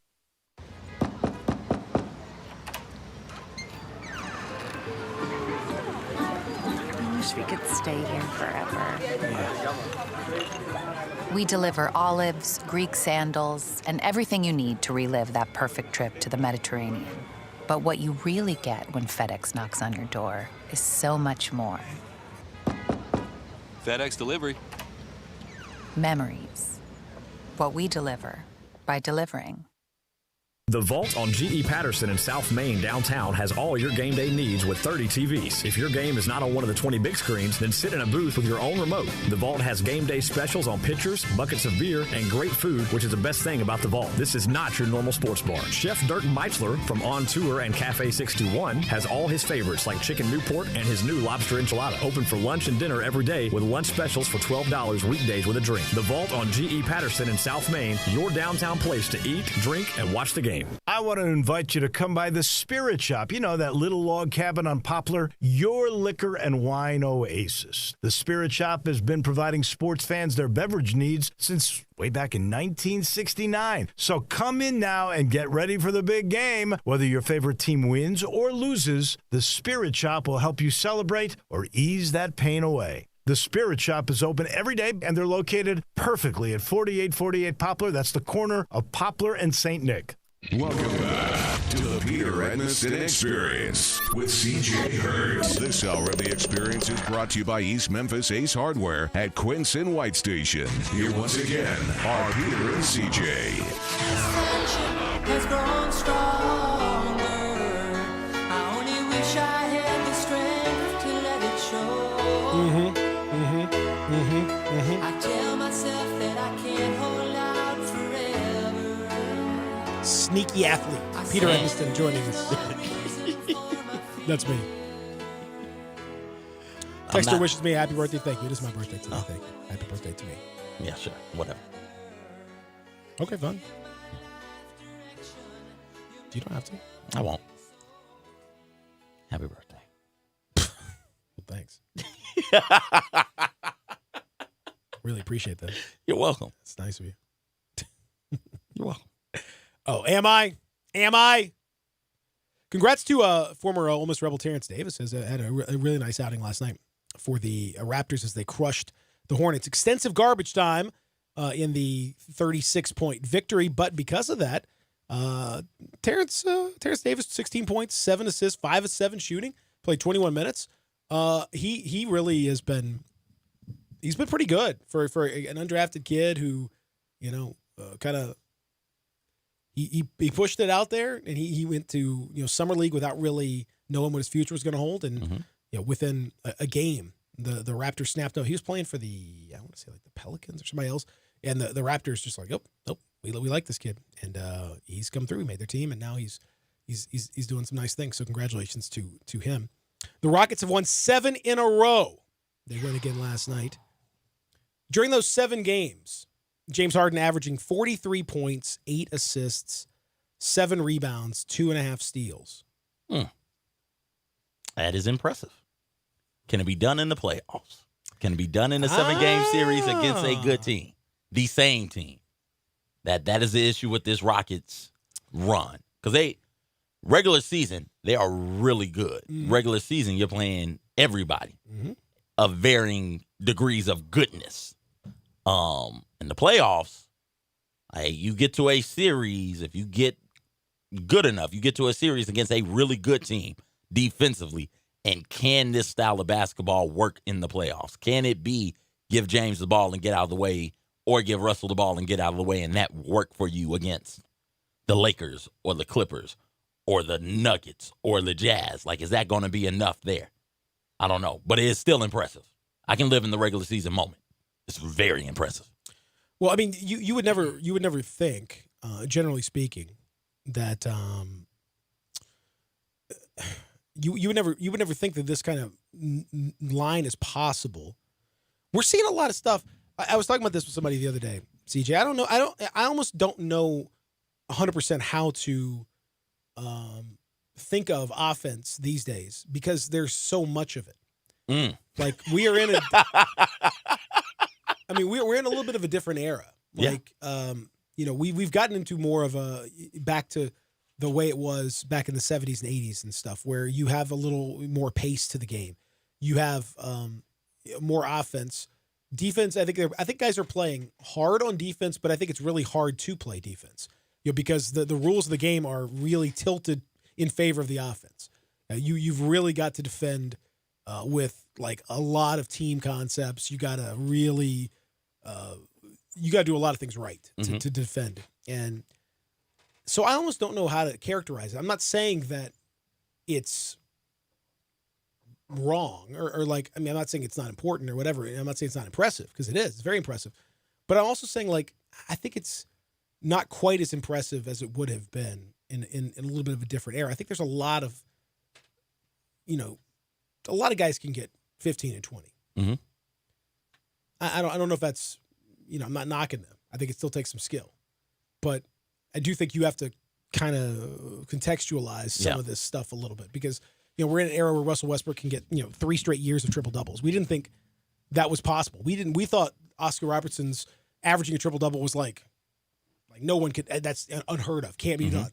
And then Russell Westbrook's basically doing it now as a matter of course. Luka is averaging a triple double just about right now at the age of 20. To me, things have changed a little bit.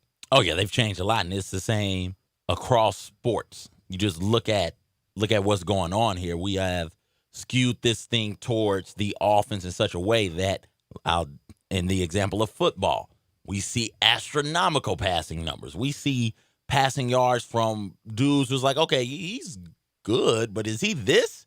Is Matt Ryan top 10 quarterback all time type good? Because he just jumped into that category from a passing yard standpoint this weekend, passing Warren Moon.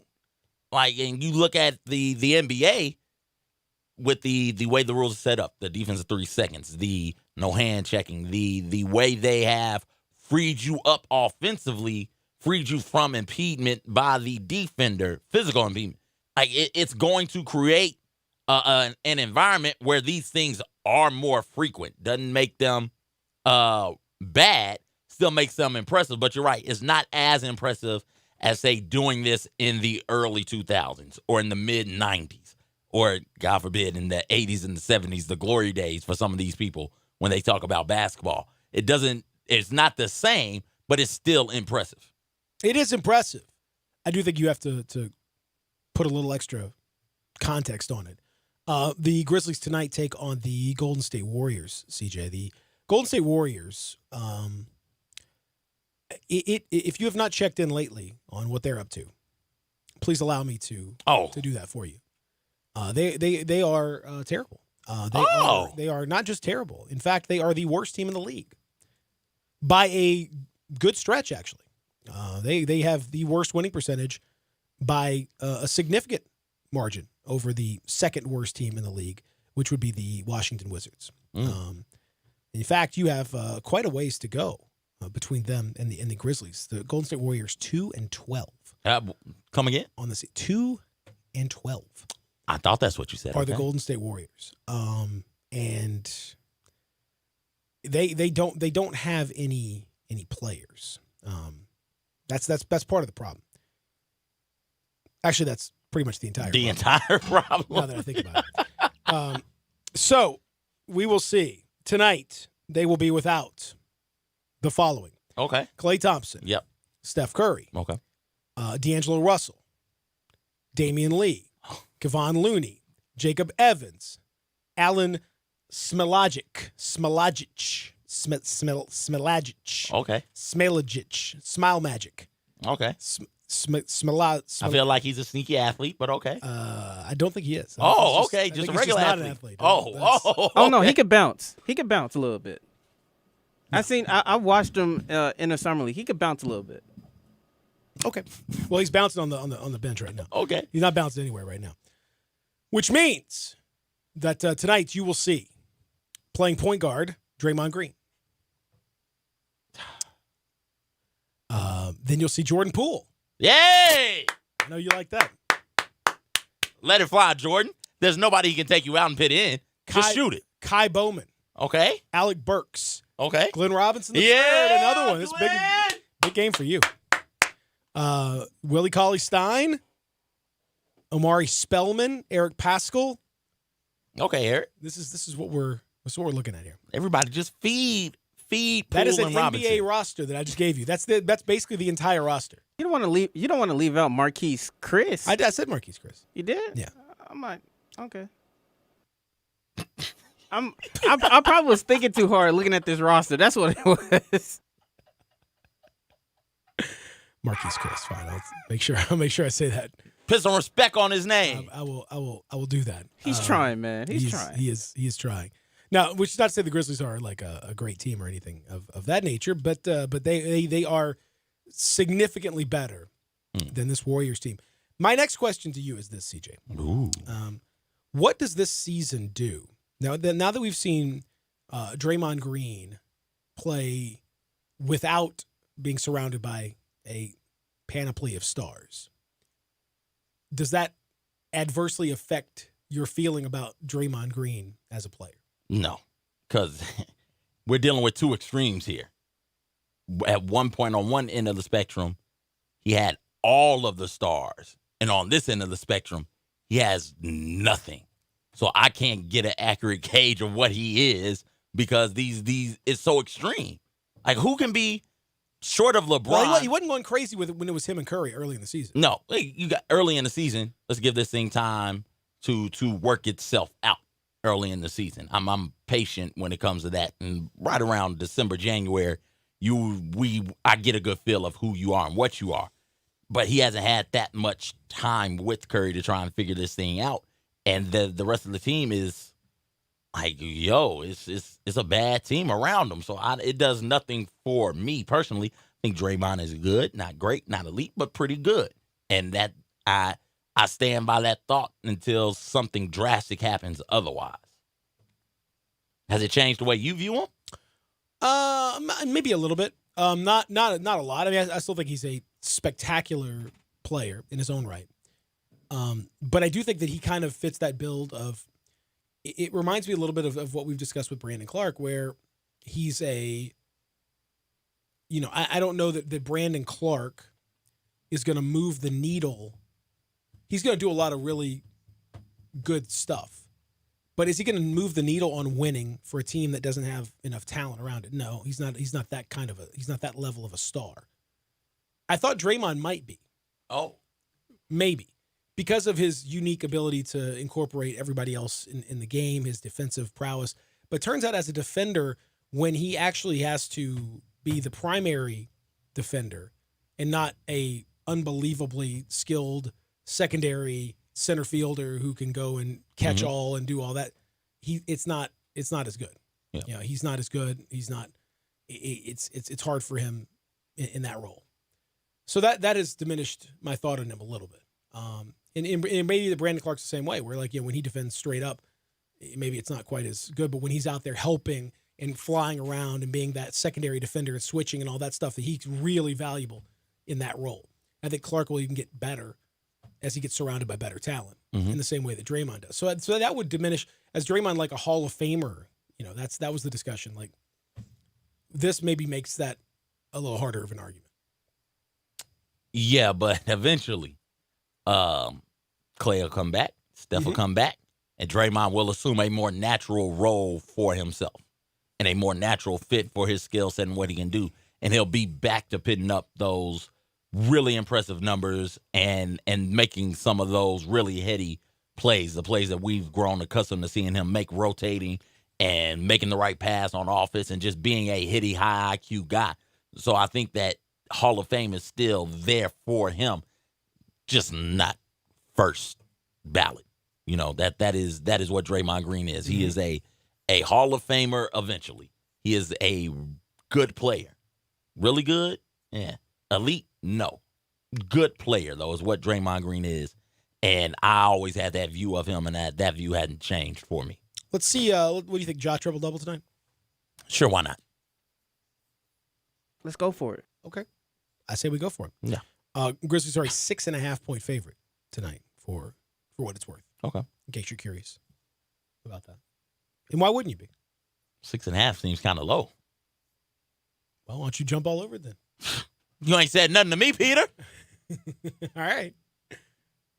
Oh, wait, hold on. You can't lump this in with the football. What you mean? Is there a line on it? Yeah, you could take that's what you said. You said that was no. You said as long as there's a line, I can bet on anything. This is on the board. Like, I was going to question that too, because it's like, is this the first time you guys betted? You know, you did a bet. Yeah, it's the first time we've ever done a non-football bet on this. Right. I didn't think we could. I thought we'd have to separate this out and do. If you want to have a running basketball total, I'm fine with that. I'm just saying, don't adulterate the football picks. Don't adulterate. I'm not adulterating anything. Good sir. You are. You're an adulterator. That's what you are. You're an adulterator. Your face is an adulterator is what it is. 6.5? 6.5. All right. Put it on the board. Let's get it.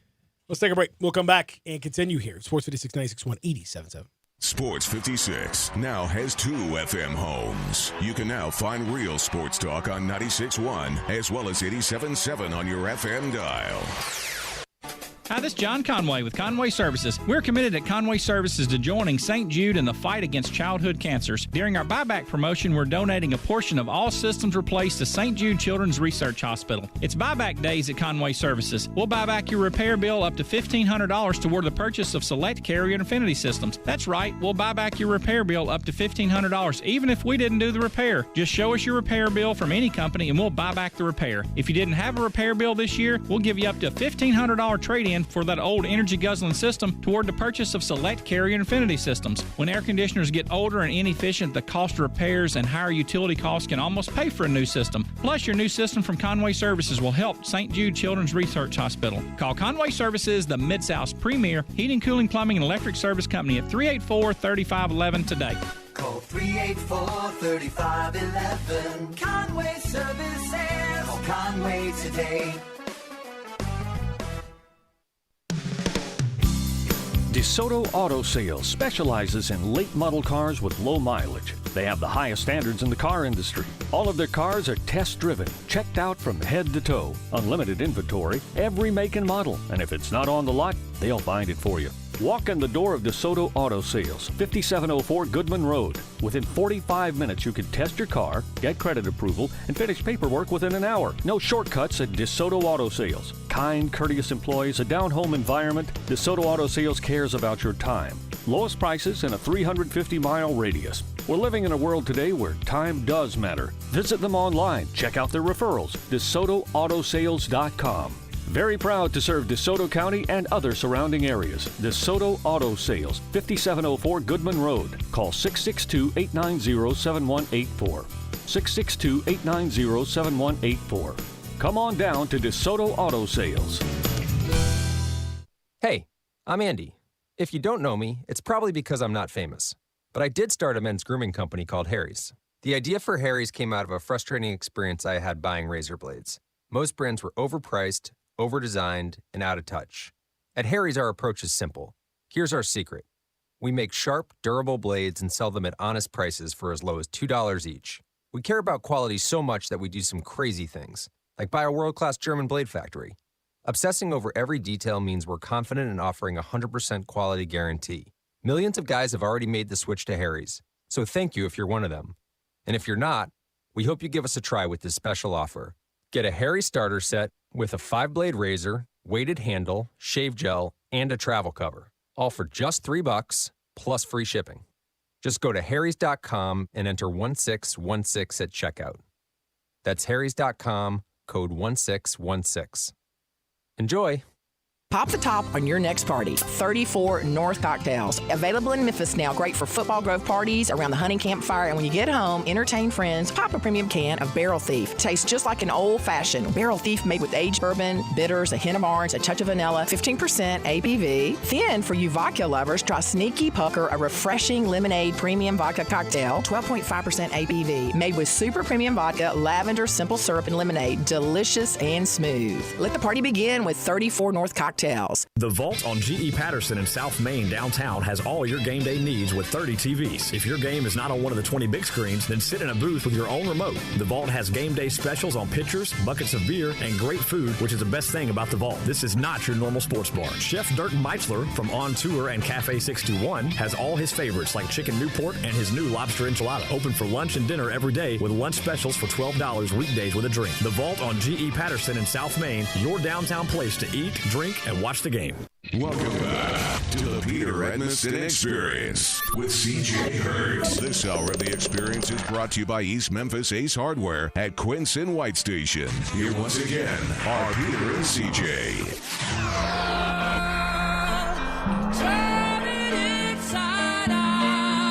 Yeah!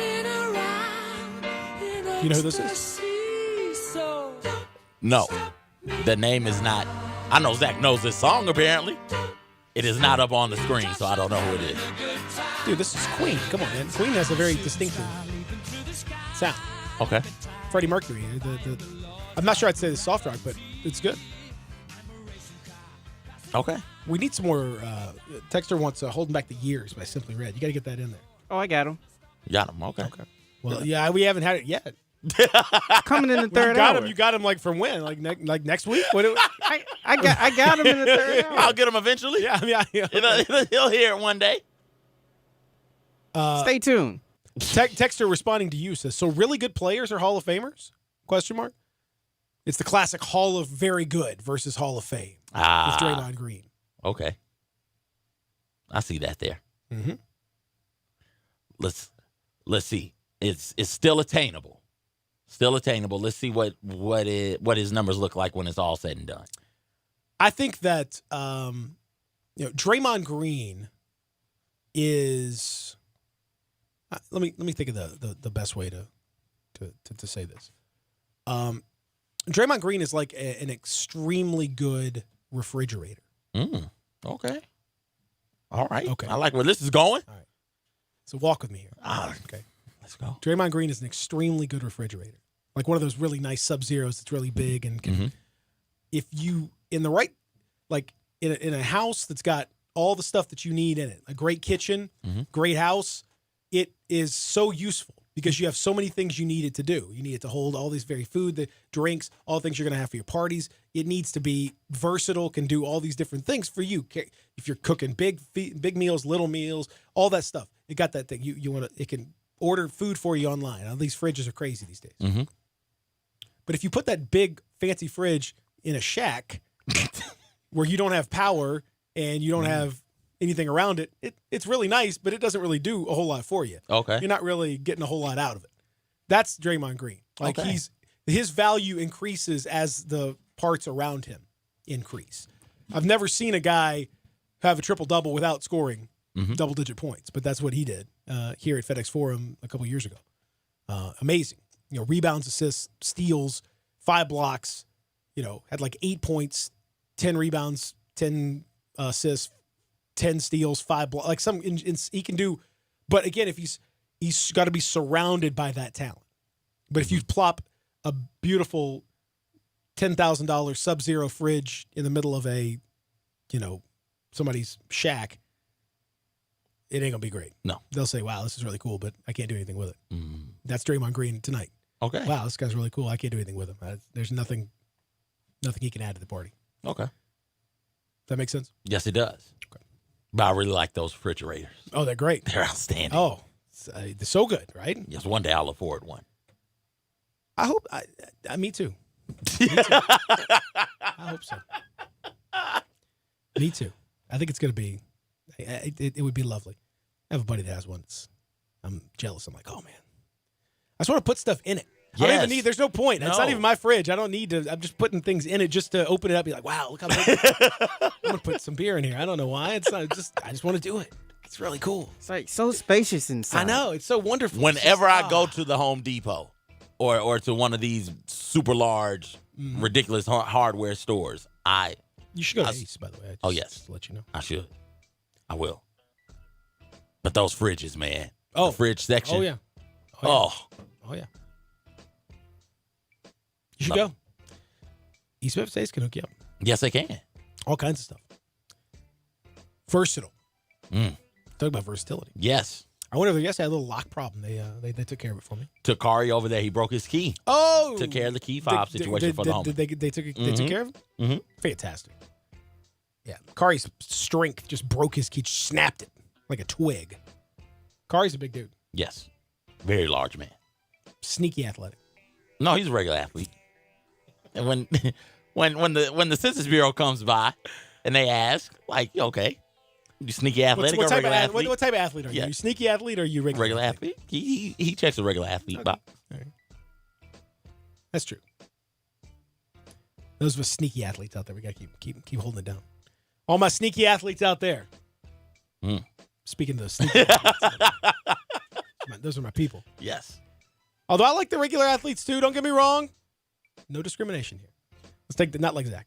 Let's take the break. Yeah, that's right, Zach. You discriminate against sneaky athletes. Not at all. That's not what Dr. King would have wanted. Nope.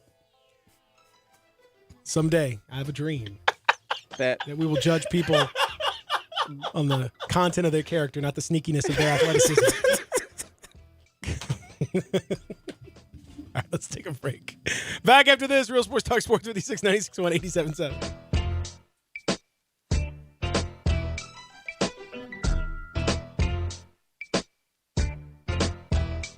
Farmers Insurance knows that there's a not-so-subtle difference between the sound of a car hitting your rear bumper and the sound of a clown car hitting your rear bumper. Whoa, whoa, whoa, whoa, whoa! Sorry about that. We call that a three-ring fender bender, and we covered it. Talk to a farmer's agent. They know a thing or two because they've seen a thing or two. Call Chad Gatlin at 901-235-1176 or get a fast quote at memphisfarmers.com. We are farmers. Bum, bum, bum, bum, bum, bum. Underwritten by Farmers Truck Fire Insurance Exchanges and Affiliates. Products not available in every state. Need physical therapy but don't know where to go? Tried physical therapy but had a bad experience? Grab your physician's referral and head to Revolution Physical Therapy at the corner of Goodman and Getwell. At Revolution PT, you'll get one-on-one, hands-on therapy. Better and more thorough than just going to the gym.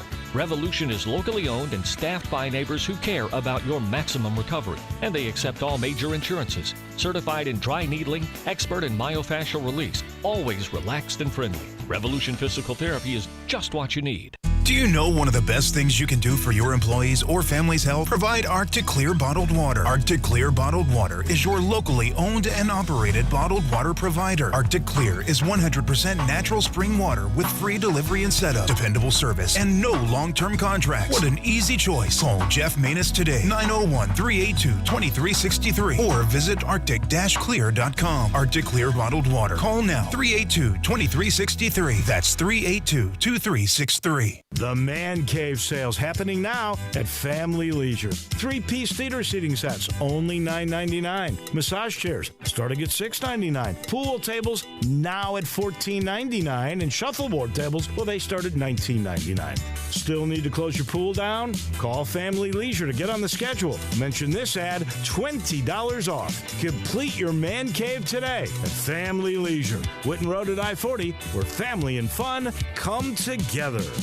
Hey, you guys, the Liquor, Wine, and Beer Oasis awaits you at the Spirit Shop with a special invite for Thursday, November the 21st. Join the live remote 3 to 6 p. with Wolo and Stats. Take advantage of holiday pre-Christmas deals on your favorite liquor or wine. Stock up. We're giving away 2 pairs of VIP tickets to the U of M and Ole Miss game, 2 $25 gift cards for Neil's Bar and Grill, and Wedgwood Golf Course 4 rounds and 2 golf carts. See you at the Spirit Shop, 4848 Poplar, the Little Log Cabin Liquor, Wine, and Beer Oasis.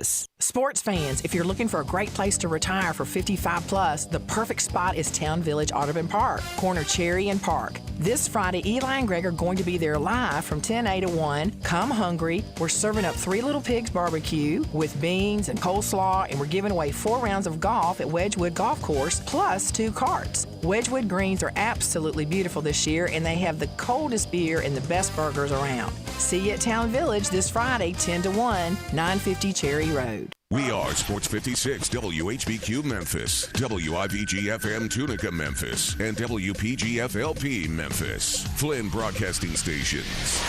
Welcome back to the Peter Edmiston Experience with CJ Hurt. This hour is brought to you by Acura of Memphis. Here once again are Peter and CJ. Holding back the years, thinking of the fear I've had so long. When somebody hears, listen to the fear that's gone. Strangled by This is great. This is Soft Rock Tuesday right here. Oh, so smooth. Come on, Zach. You got to get into this. Again, this is the first time I'm actually. You got to start listening to these songs before you put them on air, Zach. Yeah. No, I listened to them before I put them on air, but I haven't heard this song to its entirety. Now you want to see the sneakiest of athletes. Yes. The lead singer of Simply Red is the sneakiest of sneaky athletes. There has never been a sneakier athlete in the history of athleticism than. Oh, okay. Oh, yeah. He looks sneaky with this ponytail on I mean, his album the cover. sneakiest. No one has ever been sneakier. Oh, wow. Yes. Yes. Got a little Ed Sheeran thing going on there. Got like a translucent Ed Sheeran. He is so white as to be almost see-through. Genres. Blue-eyed soul. Yeah. Yeah, that's right. Yeah. Uh-huh. You're going to get lost. Yeah. I'm in this rabbit hole now. Uh-huh. Yep. Blue-eyed soul. All right. Because brown-eyed soul isn't, there's a difference in the two? Oh, you better believe it. Okay. Blue-eyed soul, believe it or not, is also known as white soul. Yep. Is rhythm and blues and soul music performed by white artists. Yep. Okay. So blue-eyed athleticism is what we got here. A blue-eyed athlete. That guy's a bona fide blue-eyed athlete right here. I did not know that was a colloquialism for white. Okay. Oh, wait a second. I knew it was one. Wait. Does that mean the song Brown Eyed Girl was about a guy with a black girl? Was that like an interracial dating? It couldn't be. Not in that. What was that, 80s? No, that was like 70s? 60s. Oh. Yeah. Yo. Maybe we unlock something here. Mind blown. I don't think that's true, but that's a great theory, though. Blue-eyed soul. Wow. All John right. B. Blue-eyed rap. Eminem. Machine Gun Kelly. Yeah. Is Post Malone? What's Post Malone? I really feel like Post Malone is more blue-eyed soul. you can't tell me that Post Malone is rapping. I think Post Malone is straight singing. Post Malone and Lizzo, they say rap because R&B gets a bad name. You can't sell R&B artists, which you absolutely can if you know how to do it the right way. So they say that they're rappers or hip-hop artists when really those two specifically are singing. Like, I think Post Malone would be a part of this blue-eyed soul genre we're talking about. That's exactly right. We're learning things every day. We're learning today's going to be a beautiful day, by the way. As mild as it's going to get for a late November or mid-November sort of day. All the way up near 70 today. And not a cloud in the sky. Not a cloud. Okay. Don't even look. Not even worth your time to look for those clouds in the sky. Going to be beautiful. Tonight, of course, as we mentioned, the Grizzlies will be in action against the Golden State Warriors and the luxury fridge that is known as Draymond Green. Texters, by the way, are pointing out this is maybe the Spurs, maybe the Warriors, maybe it's already time to just hit the tank. Maybe it's already time for the tank to come out. It's not for the Warriors. It's not. They don't have to hit anything. No, they just have to keep going out there. They're just tanking. They're 2-12 right now. They are bad. So there's no need to hit a tank button per se. Just go out there and keep playing. No, but the Spurs. Spurs, on the other hand. Spurs. They've lost 6 straight now. 2-8 in their last 10. 5-9 overall. It's obviously still way early in the season, but that looks a little dicey. What would you do if you are them? Would you trade DeRozan? Would you trade Aldridge? Could you trade these guys? Is there any opportunity? That's the question. Can you even? Like, who would what would they fetch you? What would you got DeMar DeRozan who couldn't get over the hump in Toronto, get over the conference championship hurdle in the East in Toronto, and you got LaMarcus Aldridge, who is one of those bigs who I'm not really sure what role they have in today's NBA. So who would want them, and what would you be able to fetch for them? Like, what does that do? Because I'm assuming you would have to send them to a good team, like a good team, a team on the cusp of something special, on the cusp of playoff greatness, on the cusp of conference final appearance, NBA finals appearance, would want pieces like that. But what do they do for some of those contending teams? How do they make those teams considerably better, and what would you be able to get for them? I don't think you can move those two.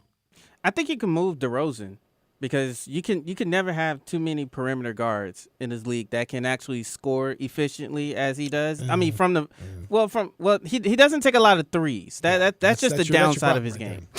That's the downside of his game. He doesn't take a lot. He doesn't take a lot of threes, but he's very efficient from the mid-range area, the 15, 17 foot. The worst part of the floor. Right. He's very good at that. Got it. He's very good. But I think there is a team out there that can that can. I mean, I could see like a team like Orlando. Orlando could maybe do that. But he's got a player option next year for the same $27.7 million that has been his salary for the last 3 seasons. I would assume that he would pick that up. Although again, next year, if going into the free agency in this coming summer, there is a tremendous amount of space for teams like the Grizzlies, Hawks. There's some teams that have a bunch of space out there, and there just aren't a lot of dudes in this free agent class. They just doesn't look, especially the unrestricted free agent class. So DeRozan may, think that maybe he can get another payday if he opts out and comes in there. It's the other thing. Conley theoretically could jump back into free agency if he wanted to at the end of this season. So. It is possible, as these bad summer of 16 contracts start to come to an end. You're going to see a lot of teams with that space.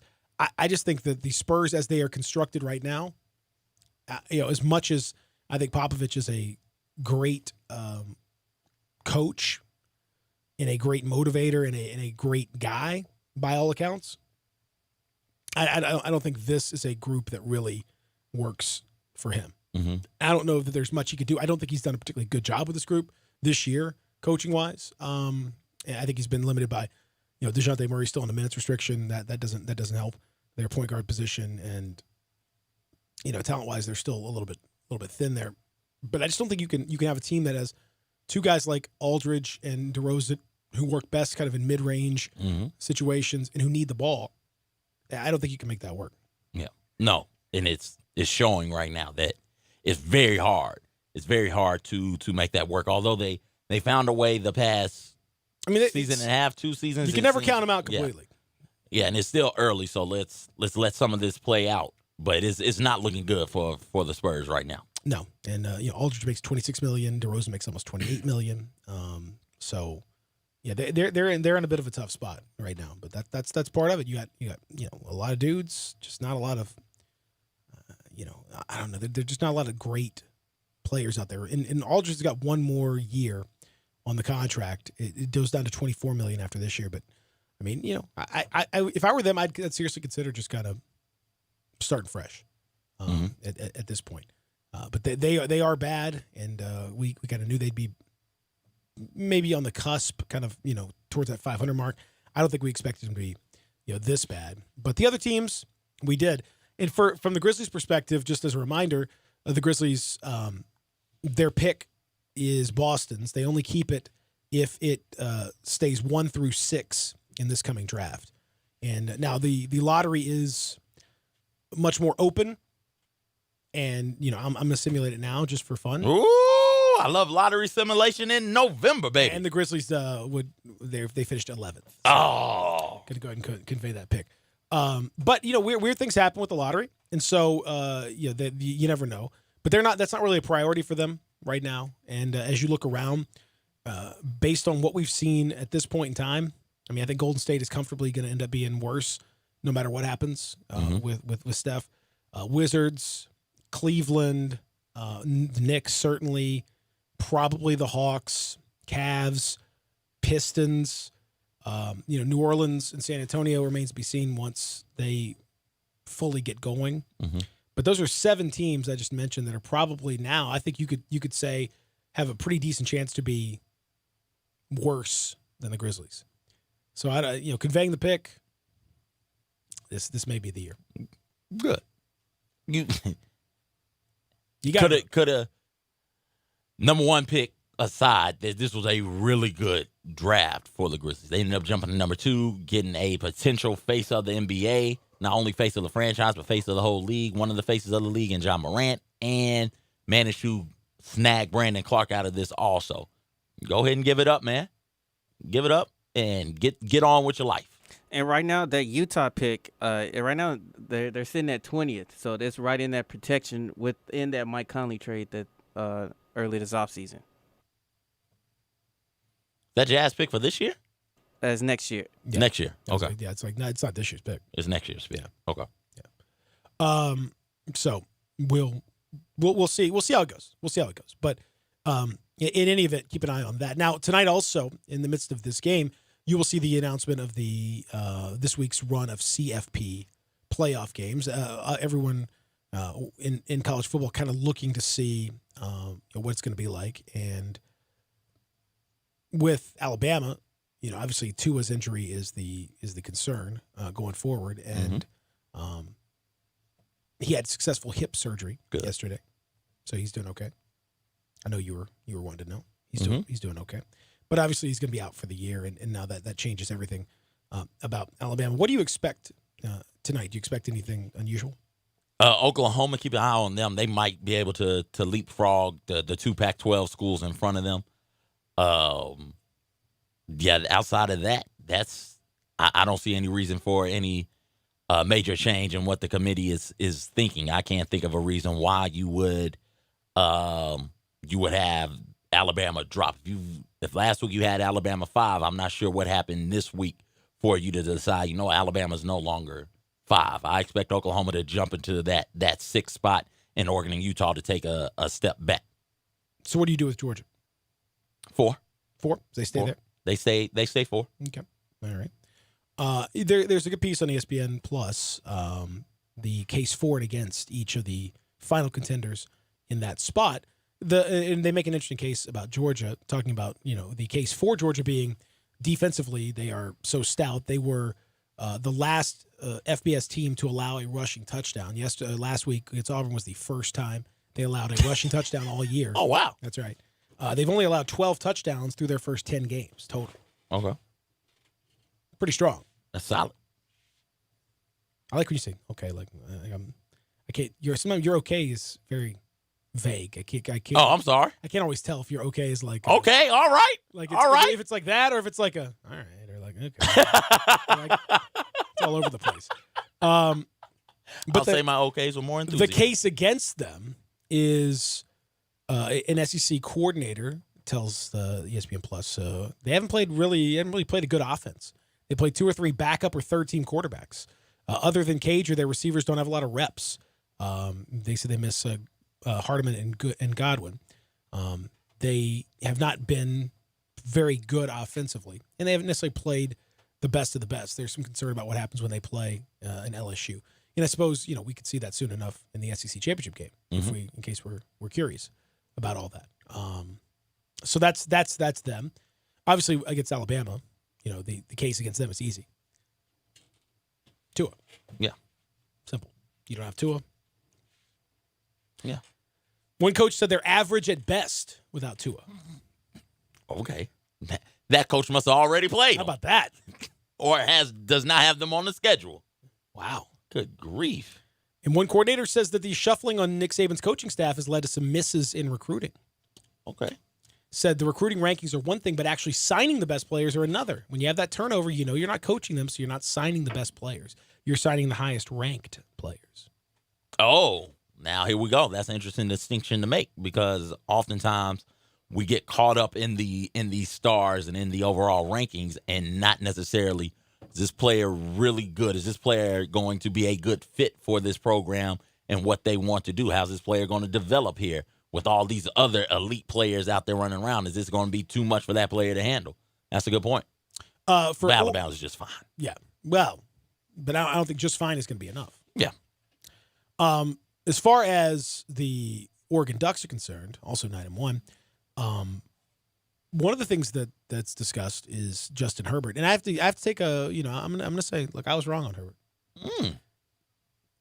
I felt like I wasn't impressed with him last year. Didn't think and he's been really good this year, man. Yeah. He's thrown only 3 picks. Guy's been excellent. Oregon's got a really strong offensive line, good run game, good quarterback. They look the part in that Pac-12 as much as we've given it garbage and grief, and understandably so. For a while, it's not as bad as the ACC this year. No, it's better than the ACC. Some decent teams. Yeah, I think that's an intriguing group. Are they going to compete with the very best of the best? I don't know, but I think they deserve that opportunity. And that one loss, first game of the year, really dominated that game, and it was without 3 of their top receivers. All of them were out that first game. So factoring that in there as well. And it was to a good enough Auburn team. It was against a okay Auburn team. So like that works in their favor also. Do you think that Utah is legit? That loss against USC is problematic, but they're 9-1, and they've same conference, same situation, a lot of talent. One of them is. We'll hopefully have a chance to figure out. Utah, that loss to SC is a lot like Georgia's loss to the other SC, where it is, okay, what? Why did you lose this game? Georgia lost to South Carolina, nearly double first downs, nearly double the yardage. How do you lose that game? Same thing with Utah. How do you lose to a team like Southern Cal, who you should beat? So that is working against them for me. But a win over Oregon goes a long way towards proving your case. As far as the others are concerned, Penn State, did the Minnesota loss shake them for you? No. Penn State and Minnesota still right there for me. Still right there. Minnesota's still there for you. Okay. Yeah. All right. Oklahoma? They'll have to because they have a conference championship game, and it's looking like they'll be there. They'll get another chance at a quality win. So let's see what happens there. They definitely kept themselves alive in this chase for the 4th spot. That Kansas State loss, like not quite as good as the Auburn loss for Oregon, because Auburn is a better team. It's still like not enough to say no. That's going to disqualify you from consideration. Still a good team in Kansas State. Yeah, Oklahoma. They point out that while Jalen Hurts has great numbers, he has a lot of turnover issues, including 3 turnovers against Baylor, goal line fumble, 2 red zone turnovers against Texas. Should have had 3, and has been a little loose with the football, much more so than he was at Alabama. Though he certainly has put up more numbers at Oklahoma as well. So you've had a little bit more good and you've had a little bit more bad as a result of that. I do think they can be. There is a formula out there to beat them. You can beat Oklahoma. Seems more beatable to me than some of the other 9-1 teams. Yeah, same here. If you capitalize off their turnovers, off Jalen Hurts' turnovers, you're in good shape. Baylor unfortunately just stopped for whatever reason. Once they got up 28-3, like that was just it for them. The Oklahoma defense surprisingly shut the door. Just like, okay, time for us to lock in and stop a lot of this. And Jalen Hurts was able to go out there and do some pretty special things. But to your point about the turnovers, had Texas been able to capitalize, had Baylor been able to capitalize off all the turnovers, that's how Kansas State managed to stay in the game and end up pulling away from Oklahoma. It's all about capitalizing off Oklahoma's mistakes because they're going to make them. Jalen Hurts and that Sooners offense is going to make enough mistakes for you if you are good enough to do so to capitalize on that and knock them off. So let's look at it like this. Who do you think of those teams that we mentioned, all those 9-1 teams, not all of them have a legitimate chance to be 4th, but let's just say they all do because they're all in some way similar. They've all, there are positives and negatives for everybody. But of those teams that we mentioned that are sitting there in the case for the 4th spot, Georgia, Alabama, Oregon, Utah, Penn State, throw in Oklahoma. If you want to throw in Minnesota, you can. Of those teams, who has the best legitimate chance to beat Ohio State? Because that's the matchup. I mean, all this is all fighting for a semifinal berth against what would I assume is going to be Ohio State based on how the rest of the season is going to go. Who has a chance to actually win that game? Well, if that's the case, we can get rid of Minnesota and Penn State because that would mean that both of them lost to Ohio State. Or hell, it might not.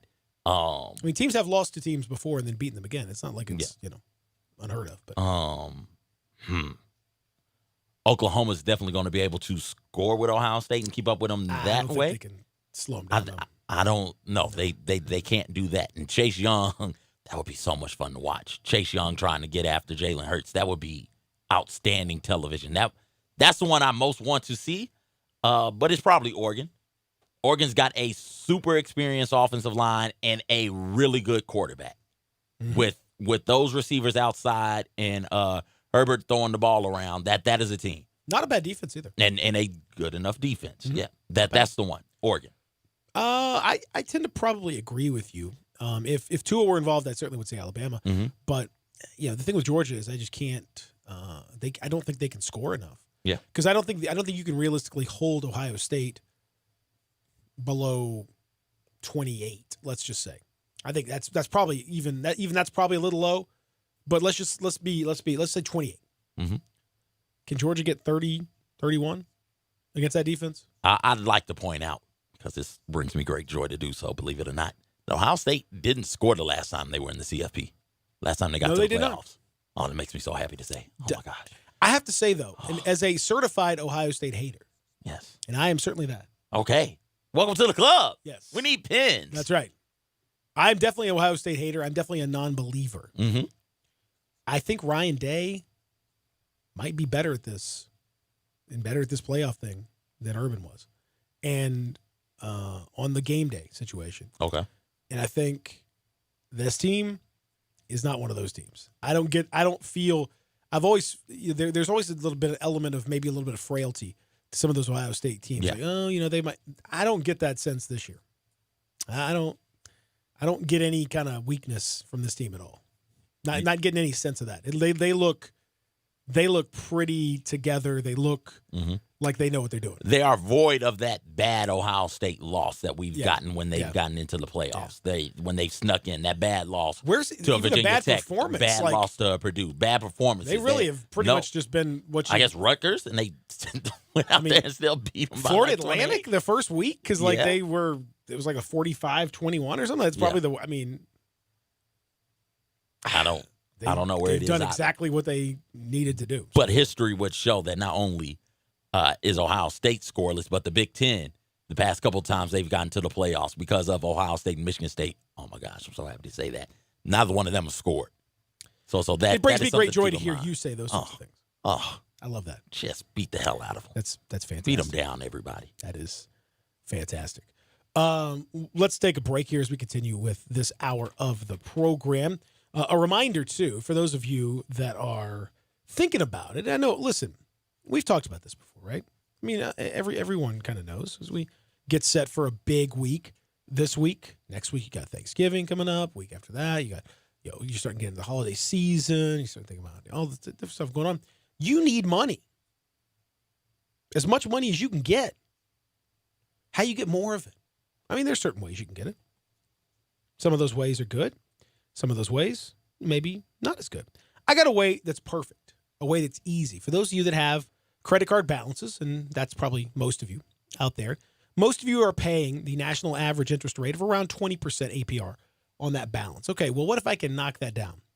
What if I can knock that down to 5.95% APR? It can get that low with Lightstream. That's right, my friends at Lightstream.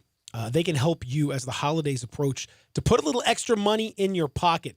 For those of you that have got good credit, but you've got that little balance, it's been kind of hanging for a while, you can get that taken care of and save hundreds or thousands of dollars with Lightstream. There's no fees. You can even get your money as soon as the day you apply. The rate is fixed. So as rates continue to rise, your low rate will not budge because you deserve it. You deserve to have a happy holiday. You deserve to have some fun. You deserve to have a little extra money in your pocket. Lightstream can help you with that. And just for my listeners, you can apply now to get a special interest rate discount. The only way to get that discount, though, the only way. There's only one way. You write this down? CJ, you writing this down? I'm ready. Lightstream.com/Peter. That's lightstream.com/Peter. Zach, you got that? I got you. Lightstream, that's LIGHTSTREAM.com/what? Peter. That's right. Thank you. And if you get that, then you can get that special bonus on that interest rate, which is already going to be extremely low. We'll make it even just a little bit lower. It's all subject to credit approval. Rate includes a 0.5% auto pay discount. Terms and conditions apply, and offers are subject to change without notice. Visit lightstream.com/Peter for more information. Check out Lightstream. Have a little happier holiday with Lightstream. So we'll continue on the program. As I mentioned, we're going to talk a little more NFL. We'll talk a little more hoop with you out there. We will get back into those topics. We'll get a little college basketball, too, on the other side. A little scare, last night. What are we doing with them? Like, they can't still be, like, there. I don't know. We got to talk about that. When we come back on the other side, as we continue here on The Experience, live and local, doing our thing. Sports 56, 96.1, 87.7. Check out Dave Voloshin and Brett Norsworthy with Sports Time. Weekdays from 3 till 6 on Sports 56, 96.1, and 87.7. Campbell Clinic now offers daytime walk-in care, and you don't need an appointment. If you've got any kind of urgent break, sprain, strain, you can walk into any of their 5 convenient locations Monday through Friday from 8 until 4. There's no long wait you have to put up with the ER, and those doctors are really good, but they're not orthopedists. They're not world-renowned orthopedists who have come up with different procedures and written the manuals for them that are used everywhere in the world, and I'm not kidding you. And you can now see those doctors who treat the Tigers, the Grizzlies, the Redbirds. You can see them today without an appointment. And I'm talking Collierville, Germantown, South Haven, downtown at the Med Center, or even the Campbell Clinic Spine Center in Cordova. Now, if you've got something pressing, you got to go to work and you can bear the pain until the evening, there's Campbell Clinic After Hours. That's Monday through Thursday from 5 to 8 in Germantown, South Haven, even Saturday morning in Germantown. If you're injured, don't wait. Visit Campbell Clinic Walk-In Care or Campbell Clinic After Hours. Listen up. If you're a parent or a young man looking for a sport that'll change your life, I want you to consider wrestling. This is a good sport that develops integrity, discipline, a strong work ethic at a fitness level that will last you a lifetime. Best way to learn this craft is at Elite Wrestling Academy on Highway 64 in Bartlett. It's located in the Memphis Judo and Jiu-Jitsu complex, or you can call them at 901-870-7275 or look them up on Facebook. At Elite Wrestling Academy, you have the top coaches of the game in Memphis, led by Chris Douglas and Jeremy Doty. The ratio is never more than 4-to-1 wrestlers to a coach, and they have 3 All-Americans, 3 state champions, and 3 wrestlers on the national team. This is a youth wrestling program for ages 1st grade through 8th, and is a feeder program for all Memphis high schools. If you're interested, you're invited to stop by, see the place, and you get a free week just to see if you like it. The boys practice 5:30 to 7:30 Monday, Tuesday, and Thursday. Presidents and CEOs and NFL players love wrestling. Come see why at Elite Wrestling Academy. Did you know nearly 40% of men under 40 and over 75% of men over the age of 40 experience sexual performance concerns? At the Memphis Men's Clinic, their experienced physician performs a comprehensive evaluation that determines which specific issues may interfere with your sexual performance. These issues can vary and range from anxiety to medical issues, low testosterone, or erectile dysfunction. The Memphis Men's Clinic has evaluated hundreds of men of all ages over the years and reestablished a normal sexual life. The Memphis Men's Clinic will work aggressively to resolve issues and allow you to restore your sexual health and overall well-being. That's the Memphis way. If you're 20 years old or 90 years old, come and get cared for the Memphis way. Treatment that's based on your specific needs after a professional clinical evaluation by their experienced board-certified physician. Call the Memphis Men's Clinic today at 901-443-0475 or visit memphismensclinic.com.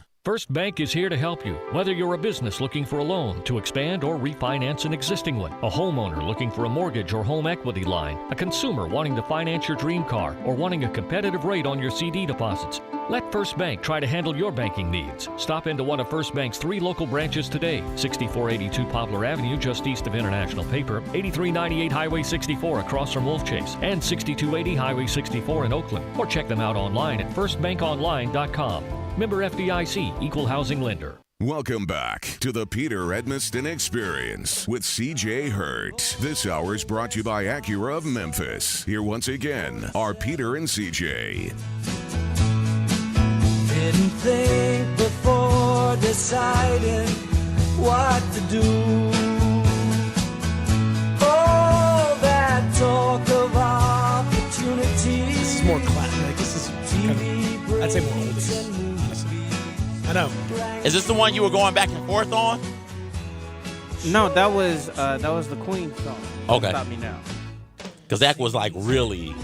I see Zach this morning about 6. It's like, hey, I got a question. Listen to this song. Is this soft rock? I don't know, man. I have to holler at Peter. You gotta just shoot me. Just, I'll give you the full playlist. I'm trying to surprise you, Peter. I know, but some surprises are wonderful, and some surprises are not as wonderful.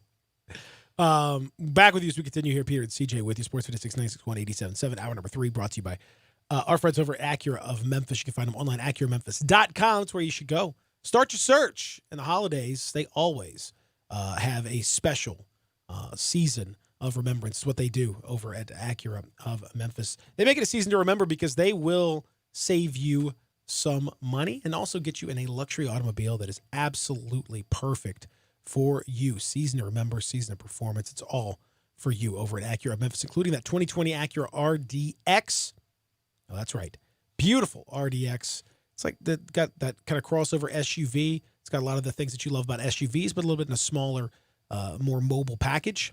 You can lease that as low as $379 per month for 36 months. Check it out, AcuraMemphis.com. That's where you'll go. Great service, great selection, great folks at Acura of Memphis. Yesterday, CJ, talking a little college hoops. Rick Barnes, Tennessee coach, said he did not think that the Tennessee-Memphis series will be renewed after next year's game in Nashville. Okay, so, of course, last year, the game was here. This year, it'll be up in Knoxville. Next year, it'll be in Nashville. And then that's, according to Rick Barnes, going to be it. What's up with that? That's unfortunate. That's sad. It looks like, you know what?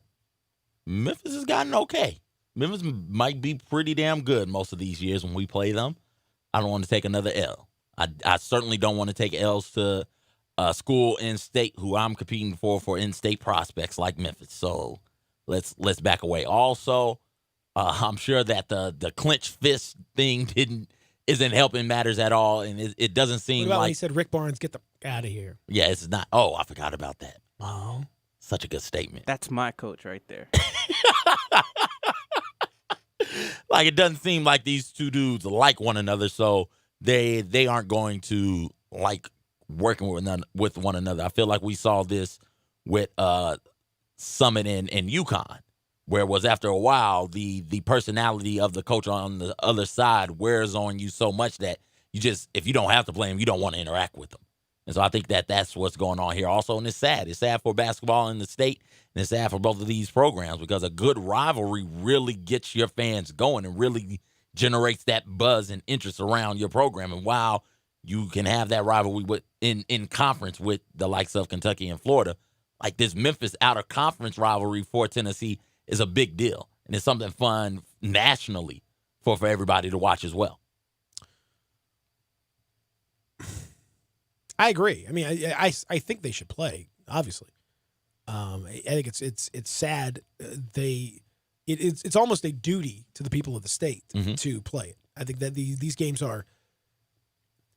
You got to have these games to prop the sport up. Yes, I mean the sport is better because of that. You don't need to run away from these games just because you may have a difference of agreement with the coach, or you may have a difference of agreement with a particular whatever, but. That doesn't matter.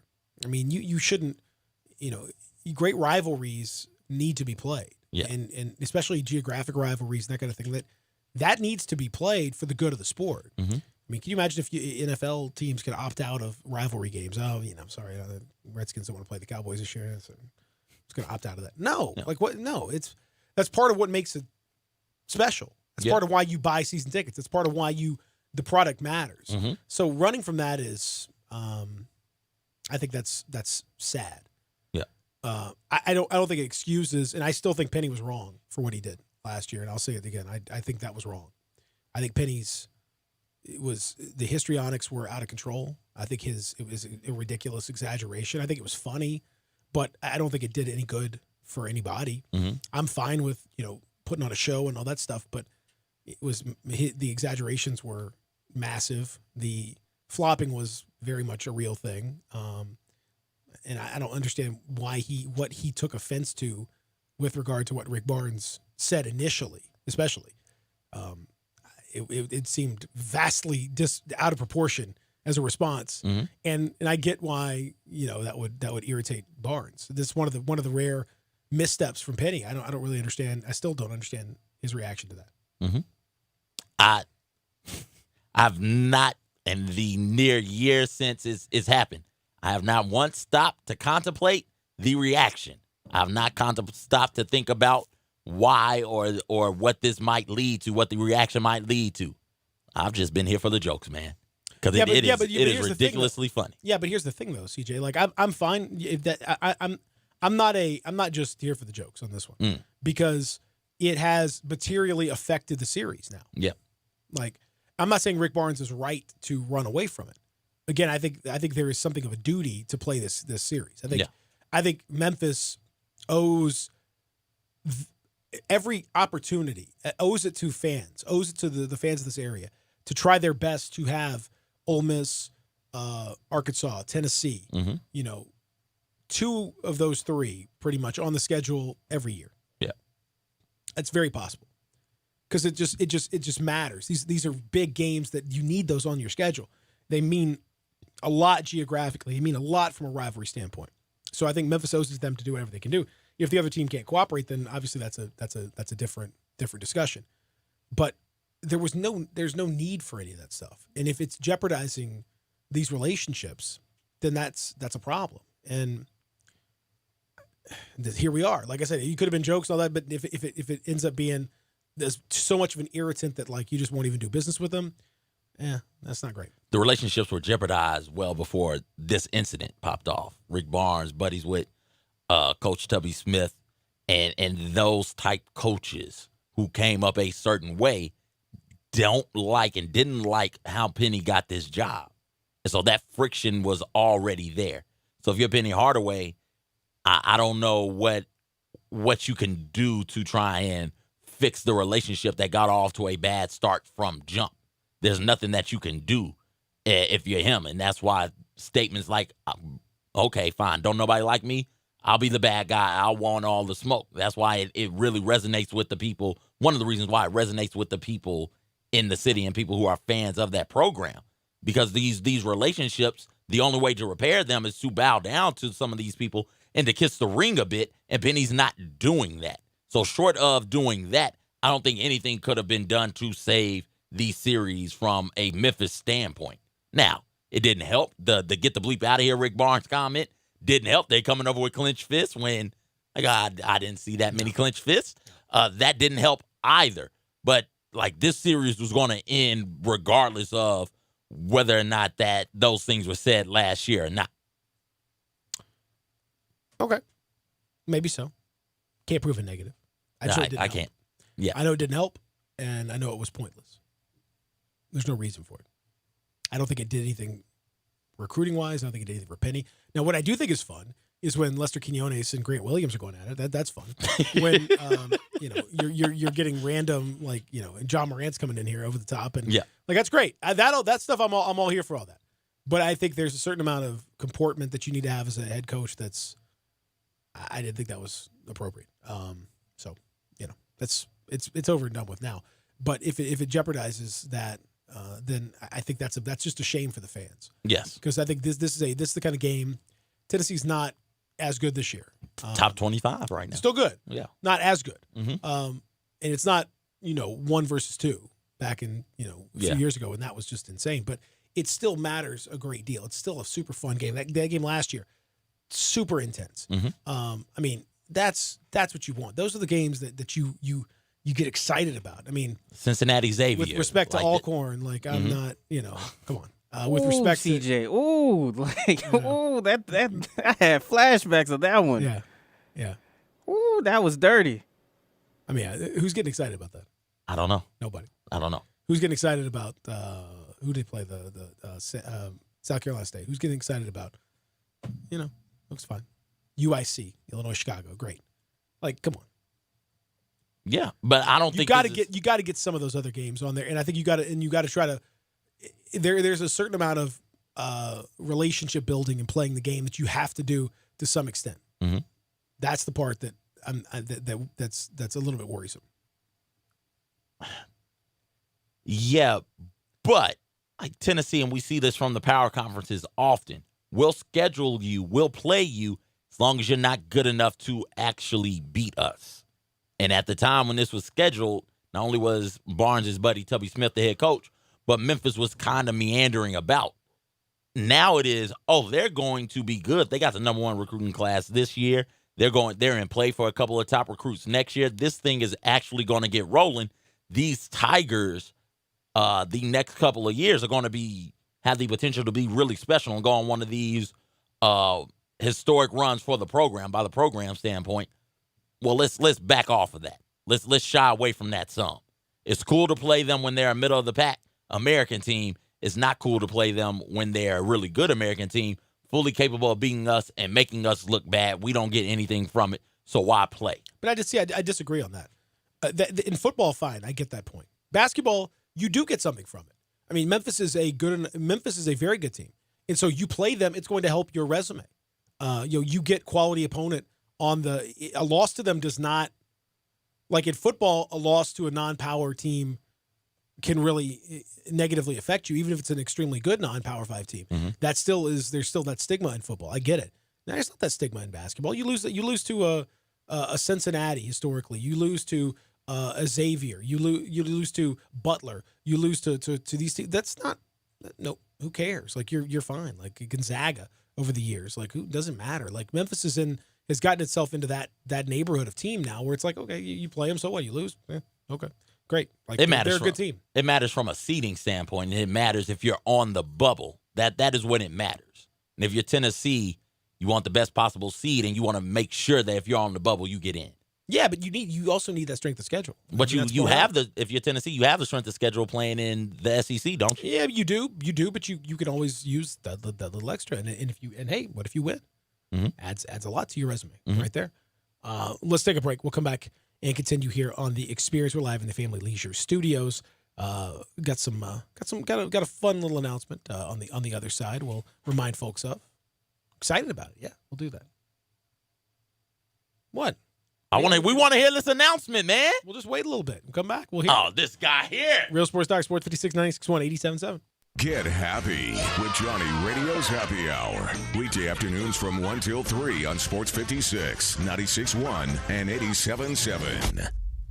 The folks at Homer Skelton Hyundai want to say thank you. Thank you, Memphis, for another spectacular year. They set records, but I can understand why. You think about the product. Where else do you get a 10-year, 100,000-mile limited powertrain warranty? That's what you get on every new car at Homer Skelton Hyundai. Oh, and thank you again for the 11th straight year, the #1 certified pre-owned car dealership in all of Memphis. It starts with that product, but then it goes to the shopper assurance. Where else do you go where you get transparent pricing, flexible test drive, take the car for a couple of days if you want, streamlined buying process? You're not going to be there all day, in and out. And then, and I have not seen this anywhere else, the 3-day worry-free exchange. You buy a new car, if you've got any buyer's remorse, you've got 3 days to change your mind. Just get on Lamar, take it into Mississippi, the first exit's Craft Road, turn left, and go see Chris True and all the gang at Homer Skelton Hyundai. Farmers Insurance knows that when you're in the car and that song comes on,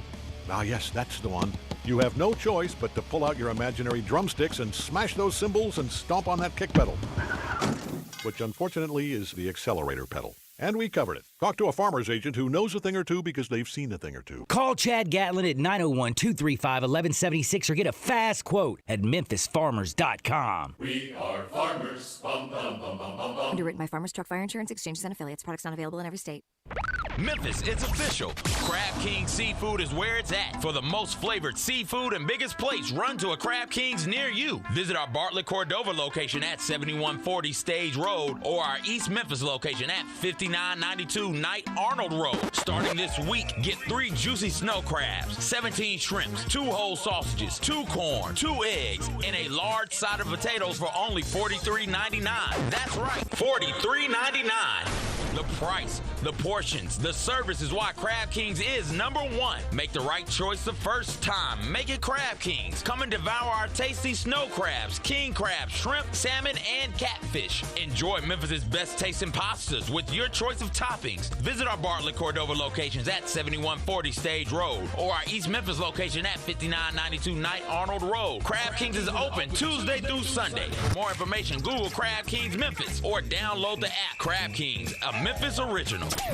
Hey, this is Jay Farner, CEO of Quicken Loans. Quicken Loans is celebrating our best quarter ever, and now we're celebrating some of the lowest refinancing rates ever. Rates have dropped so much that many Americans can reduce their rate. You may be able to save money on your monthly mortgage payment right now. The rate today on our 30-year fixed-rate mortgage is 3.99%, APR 4.18%. Call us at 800-QUICKEN or go to rocketmortgage.com to learn more. Rates subject to change. Pay 1.375% fee to receive this discounted rate. Call for cost information and conditions. Equal housing lender. Licensed in all 50 states. NMLS number 3030. You've heard of James Gaddis Jewelers, but have you heard what they they've done lately. Everything, a tremendous selection of diamonds and jewels and gold and silver and more. Lots of watches, tons of custom-made jewelry, diamonds, fine gemstones, bracelets, necklaces, so many choices. Romantics will love the one-of-a-kind estate and vintage jewelry. James Gaddis has experts in wedding and engagement rings, plus 2 repair experts for fine watches and jewelry. Layaway and financing available. James Gaddis, local and family-owned. Whatever your dream, make it come true at James Gaddis Jewelers, 4900 Poplar.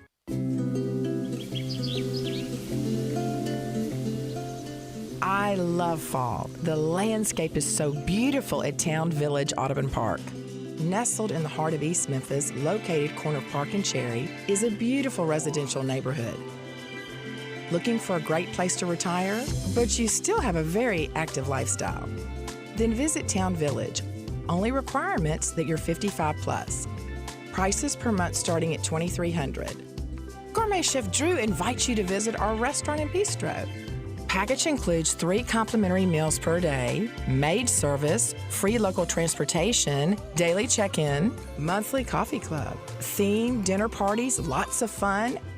Visit us and call Daniel at Town Village Audubon Park at 901-374-7342. There's no place like home. Town Village Audubon Park.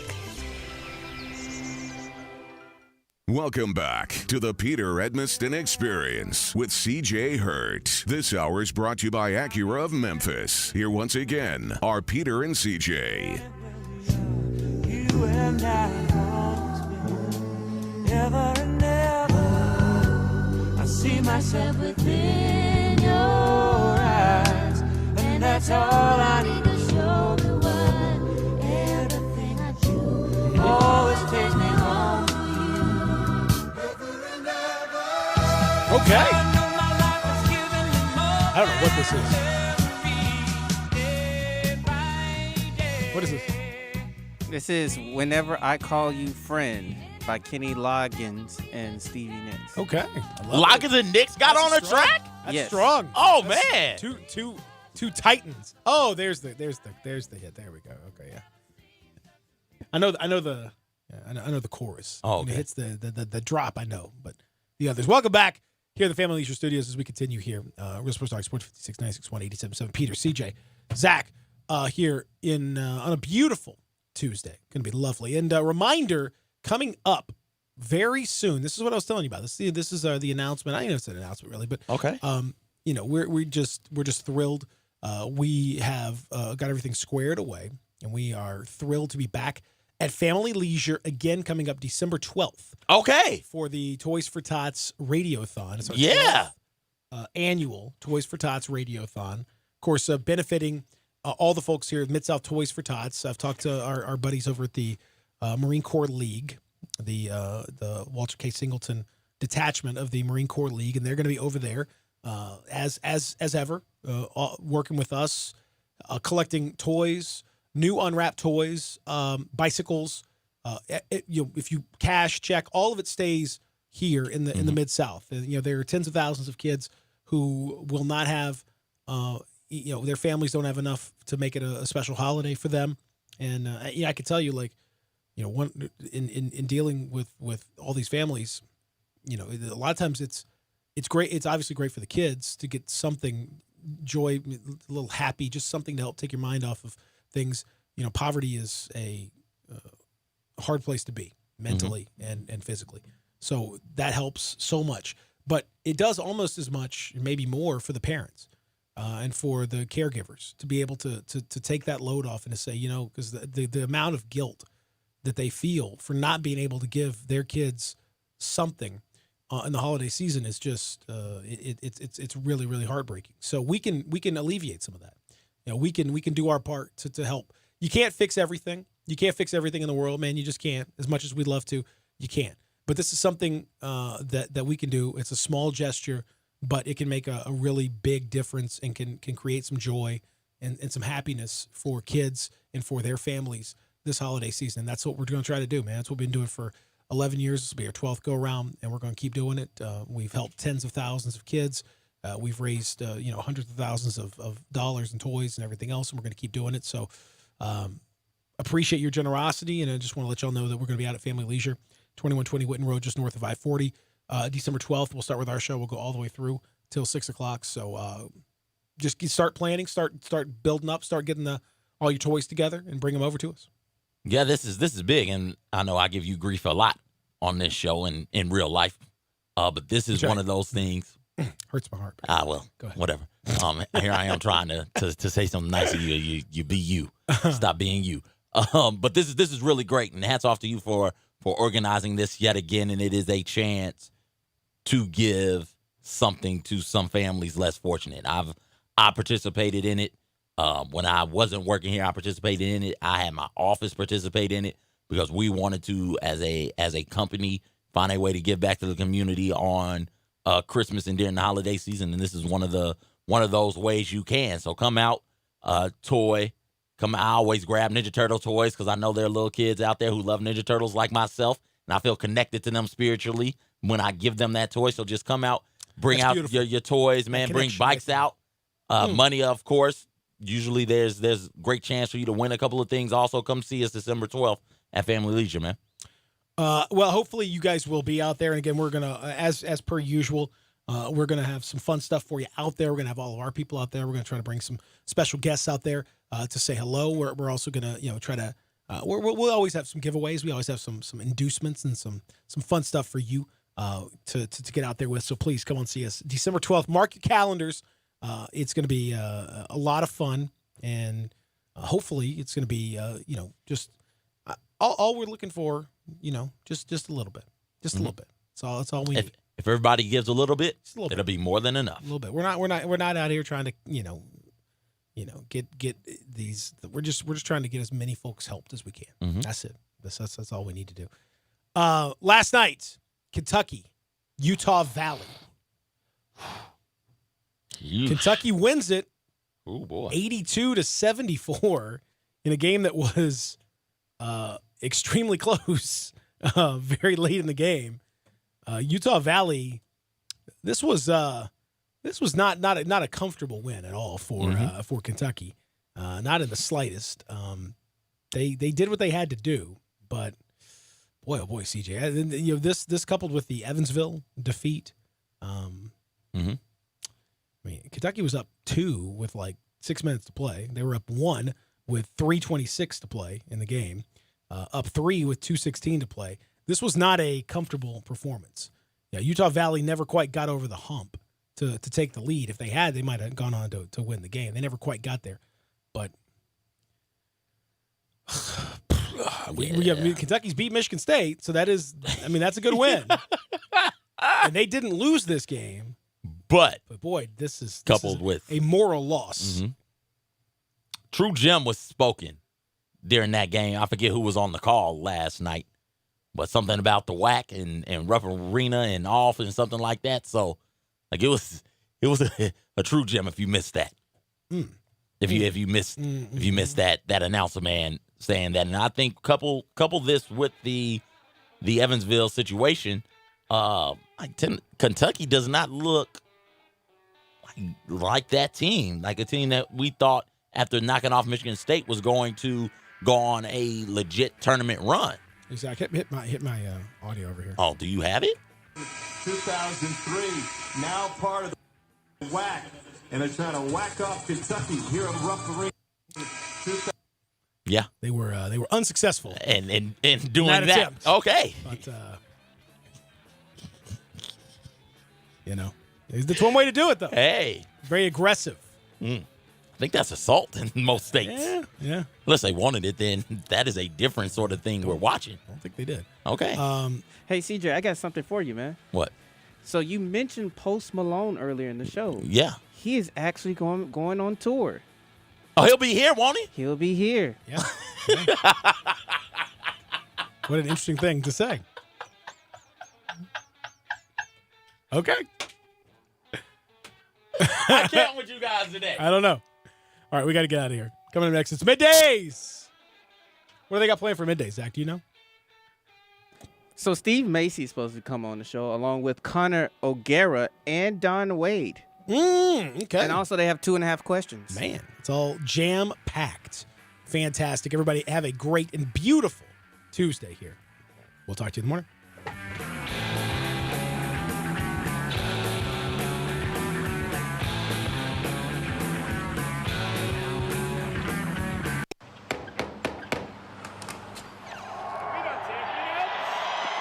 official review, the ruling on the field stands. First down. We deliver jerseys, funny foam fingers, and everything you need to get ready for the game. But what you really get when FedEx knocks on your door is so much more. FedEx Delivery. Game day spirit. What we deliver by delivering.